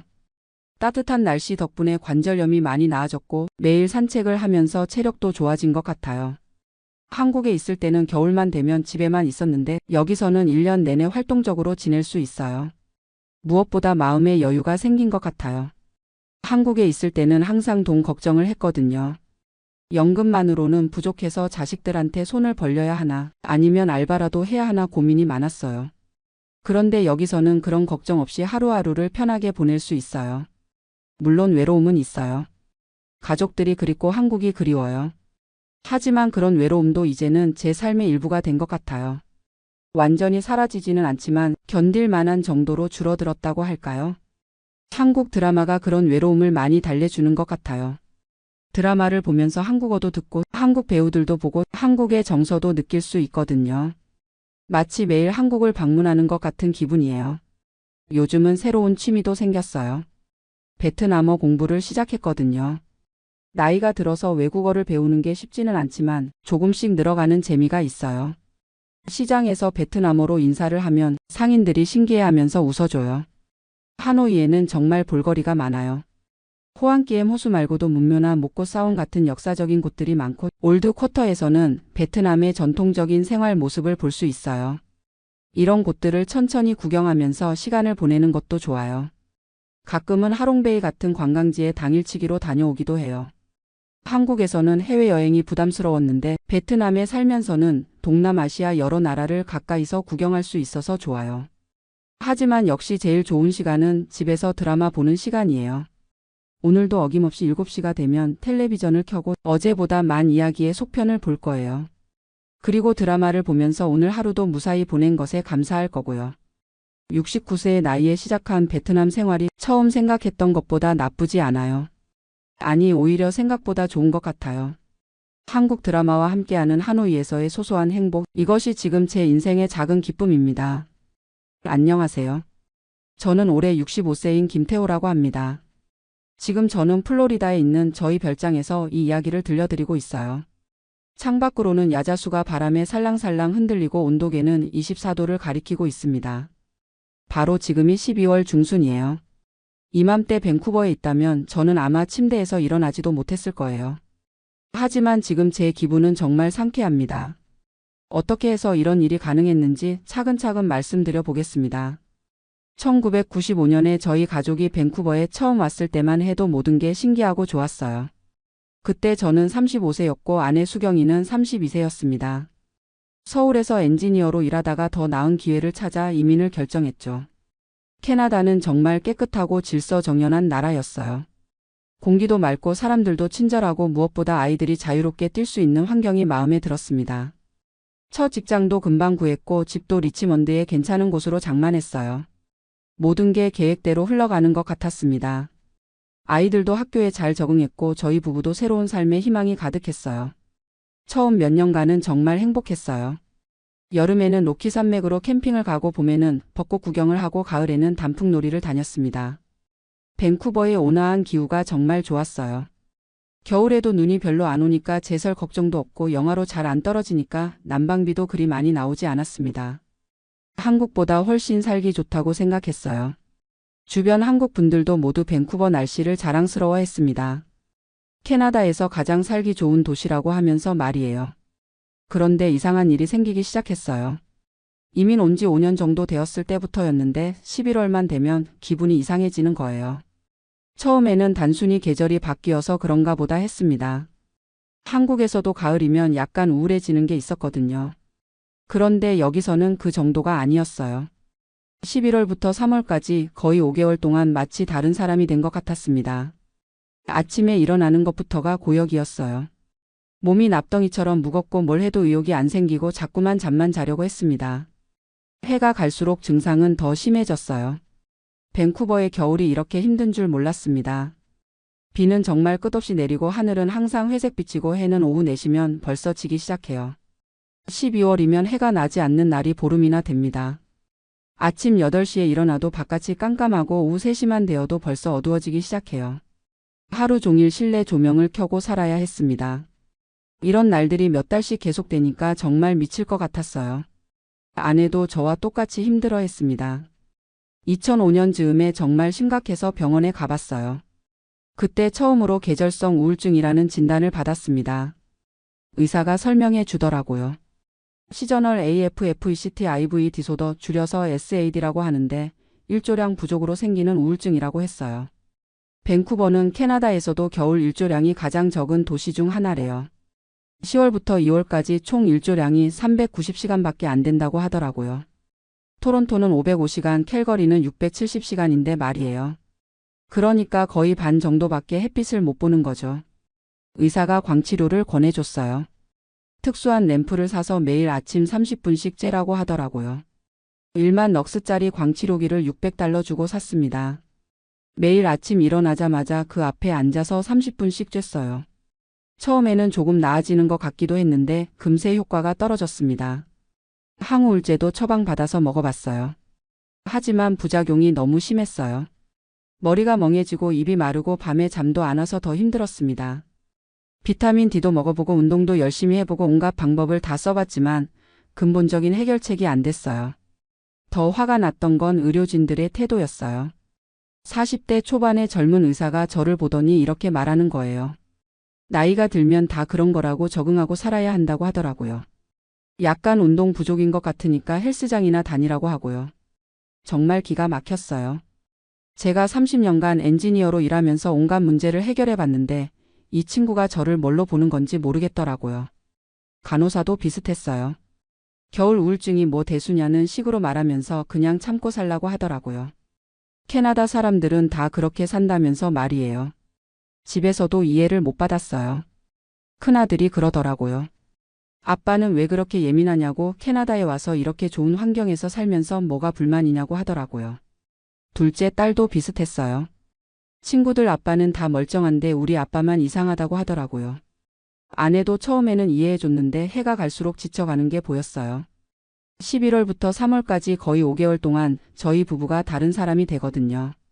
아무것도 하기 싫고 사람 만나기도 싫고 그냥 집에서 웅크리고만 있고 싶었어요. 2015년 겨울이 정말 극한이었어요. 12월부터 2월까지 거의 3개월 동안 해를 본 날이 일주일도 안 됐어요. 매일매일 비가 오고 하늘은 낯비치고 안개까지 껴서 정말 지옥 같았습니다. 그때 정말 죽고 싶다는 생각까지 들었어요. 아내가 저를 보고 울더라고요. 이러다가 정말 큰일 나겠다고 뭔가 다른 방법을 찾아보자고 하더라고요. 그때부터 저는 엔지니어의 본능이 살아났습니다. 문제가 있으면 해결책을 찾아야 한다는 거죠. 저는 30년간 다양한 문제들을 해결해 왔어요. 공장 설비가 고장나면 원인을 찾아서 고치고 효율성을 높이려면 시스템을 개선하고 그랬거든요. 이것도 마찬가지라고 생각했어요. 문제는 명확했습니다. 밴쿠버의 겨울 일조량 부족과 끝없는 비, 그로 인한 우울증이었어요. 그렇다면 해결책도 명확했습니다. 겨울에는 햇빛이 많고 따뜻한 곳으로 가면 되는 거였어요. 그때 플로리다가 떠올랐습니다. 플로리다는 예전부터 캐나다인들이 겨울을 보내는 곳으로 유명했어요. 스노보드라고 하죠. 겨울에 남쪽으로 날아가는 철새처럼 따뜻한 곳으로 이주하는 사람들을 말해요. 제가 조사해 보니까 놀라운 사실들을 알게 됐어요. 플로리다는 12월에도 평균 기온이 20도가 넘고 일조량도 밴쿠버의 3배가 넘었어요. 그리고 캐나다에서 비행기로 5시간이면 갈 수 있는 거리였습니다. 주변 사람들 반응은 정말 가관이었어요. 제가 플로리다에 별장을 사겠다고 하니까 모두들 말리더라고요. 60이 넘어서 무슨 별장이냐, 돈 낭비하지 말라고 하고요. 큰아들은 아예 화를 내더라고요. 그 돈으로 은퇴 자금이나 더 모으라고 왜 쓸데없는 일에 돈을 쓰냐고 하면서 말이에요. 한인의 사람들도 비슷했어요. 나이 들어서 무슨 모험이냐, 밴쿠버에서 조용히 살라고 하더라고요. 심지어 어떤 분은 미국 가서 병 나면 의료비만 억대 나온다고 겁까지 주더라고요. 하지만 저는 이미 마음을 굳혔어요. 6개월 동안 밤낮으로 조사했습니다. 플로리다 부동산 시장부터 시작해서 의료보험, 세금, 생활비까지 모든 걸 다 알아봤어요. 인터넷으로 부동산 정보를 찾아보고 현지 부동산 에이전트들과 스카이프로 미팅도 했습니다. 겨울철 렌탈 시장도 조사해 봤어요. 놀랍게도 캐나다인들이 플로리다 부동산을 사는 건 아주 일반적인 일이었어요. 특히 저희 같은 연령대에서는 거의 필수처럼 여기더라고요. 2016년 봄에 아내와 함께 플로리다로 집 보러 갔어요. 템파 근처 세러소타라는 도시였는데 정말 천국 같더라고요. 3월인데도 25도가 넘고 하늘은 파랗고 야자수가 바람에 흔들리고 있었어요. 그때 제가 얼마나 감동했는지 모르세요. 6개월 만에 제대로 된 햇빛을 본 거였거든요. 아내도 마찬가지였어요. 둘 다 얼굴에 웃음이 돌아왔어요. 바로 그날 계약서에 사인했습니다. 입에 두른 콘도를 45만 달러에 샀어요. 첫 번째 겨울을 플로리다에서 보낸 경험은 정말 충격적이었어요. 11월 말에 밴쿠버를 떠나서 3월 중순까지 약 4개월을 그곳에서 보냈습니다. 매일 아침 일어나면 창밖이 환했어요. 온도는 항상 20도 이상이고 하늘은 파랗고 바람은 시원했습니다. 우울증이 완전히 사라졌어요. 30년 만에 처음으로 겨울에 정상적인 생활을 할 수 있었습니다. 매일 산책을 하고 수영도 하고 골프도 배우기 시작했어요. 아내도 완전히 다른 사람이 됐습니다. 예상치 못한 장점들이 더 많았어요. 우선 건강이 눈에 띄게 좋아졌습니다. 관절염도 거의 없어지고 혈압도 안정됐고 체중도 자연스럽게 줄었어요. 밴쿠버에서는 겨울마다 감기를 달고 살았는데 플로리다에서는 한 번도 아프지 않았습니다. 그리고 새로운 인맥들이 생겼어요. 저희와 비슷한 캐나다 부부들이 정말 많더라고요. 모두들 같은 이유로 플로리다에 온 사람들이었어요. 서로 경험을 나누고 함께 활동하면서 새로운 우정이 생겼습니다. 경제적으로 따져봐도 결코 손해가 아니었어요. 밴쿠버에서 겨울마다 쓰던 난방비, 의료비, 우울증 치료비를 생각해보면 플로리다 별장 유지비와 비슷했습니다. 게다가 건강이 좋아지니까 병원비도 거의 안 나왔어요. 항우울제도 끊었고 광치료기도 필요 없어졌고요. 무엇보다 삶의 질이 비교할 수 없을 정도로 향상됐습니다. 돈으로 환산할 수 없는 가치였어요. 주변 사람들의 반응이 180도 바뀌었어요. 처음에는 저희를 말렸던 사람들이 이제는 부러워하더라고요. 저희가 플로리다에서 보내는 사진들을 보고는 자기들도 그렇게 하고 싶다고 하더라고요. 특히 겨울마다 우울증으로 고생하는 분들이 저에게 조언을 구하러 오기 시작했어요. 큰아들도 인정하더라고요. 아빠가 겨울에 완전히 다른 사람이 됐다고 정말 좋은 결정이었다고 하면서 말이에요. 플로리다에서 한인 커뮤니티도 만났어요. 놀랍게도 저희와 비슷한 처지의 한국분들이 정말 많더라고요. 토론토에서 오신 분, 밴쿠버에서 오신 분, 심지어 한국에서 직접 오신 분들도 있었어요. 모두들 겨울 우울증이나 추위 때문에 플로리다를 선택하신 분들이었습니다. 함께 골프도 치고 맛있는 한국 음식도 해먹고 정말 즐거운 시간들을 보냈어요. 외롭지도 않고 오히려 밴쿠버보다 더 활발한 사회생활을 할 수 있었습니다. 부동산 투자 측면에서도 대박이었어요. 2016년에 45만 달러에 샀던 콘도가 지금은 65만 달러로 올랐어요. 8년 만에 20만 달러 하나로 2억 7천만 원 정도 수익이 난 거죠. 설사 팔더라도 손해는 전혀 없을 상황이에요. 게다가 겨울철 임대 수요도 많아서 저희가 안 쓸 때는 다른 캐나다인들에게 빌려주고 있어요. 한 달에 3,000달러씩 받으니까 유지비는 거의 나오는 셈이에요. 지금 저는 완전히 다른 인생을 살고 있어요. 겨울이 무섭지 않습니다. 오히려 기대가 돼요. 11월이 되면 플로리다로 떠날 생각에 설레거든요. 따뜻한 햇살 아래서 골프도 치고 해변도 산책하고 새로운 사람들도 만나고요. 3월에 밴쿠버로 돌아올 때도 기분이 좋아요. 봄이 시작되니까요. 이제는 1년 내내 좋은 계절만 경험하고 있습니다. 이 경험을 통해서 제가 깨달은 게 있어요. 나이가 들었다고 해서 모든 걸 체념하고 살 필요가 없다는 거예요. 문제가 있으면 해결책을 찾으면 되는 거죠. 젊은 사람들이 우리를 무시하고 나이 들면 다 그런 거라고 하더라도 포기하면 안 돼요. 우리에게는 경험과 지혜가 있고 경제적 여유도 있어요.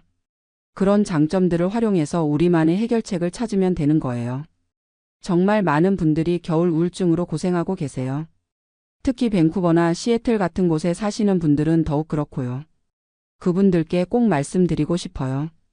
참고만 살지 마시라고요. 해결책은 분명히 있어요. 꼭 플로리다가 아니더라도 애리조나도 있고 하와이도 있고 멕시코도 있어요. 요즘은 젊은 은퇴자들이 포르투갈이나 도미니카 공화국에서 겨울을 보내기도 한다고 하더라고요. 돈이 걱정되신다면 별장을 사지 말고 렌탈부터 시작해 보세요. 2개월만 따뜻한 곳에서 보내도 완전히 달라질 거예요. 건강보험은 여행자 보험으로 해결할 수 있고요. 생각보다 비용이 많이 들지 않아요. 밴쿠버에서 겨울에 쓰는 돈이면 충분히 가능해요. 지금 제가 이 이야기를 플로리다 별장 베란다에서 들려드리고 있어요. 창밖으로는 파란 하늘과 야자수가 보이고 따뜻한 바람이 불어오고 있습니다. 이맘때 밴쿠버는 비가 주룩주룩 내리고 있을 텐데 저는 여기서 반팔 입고 아이스티를 마시고 있어요. 정말 행복합니다. 65세에 찾은 새로운 인생이에요. 아직 늦지 않았어요. 여러분도 꼭 자신만의 해결책을 찾으시길 바랍니다. 나이는 핑계가 될 수 없어요. 우리에게는 아직 할 수 있는 일들이 많이 남아 있습니다.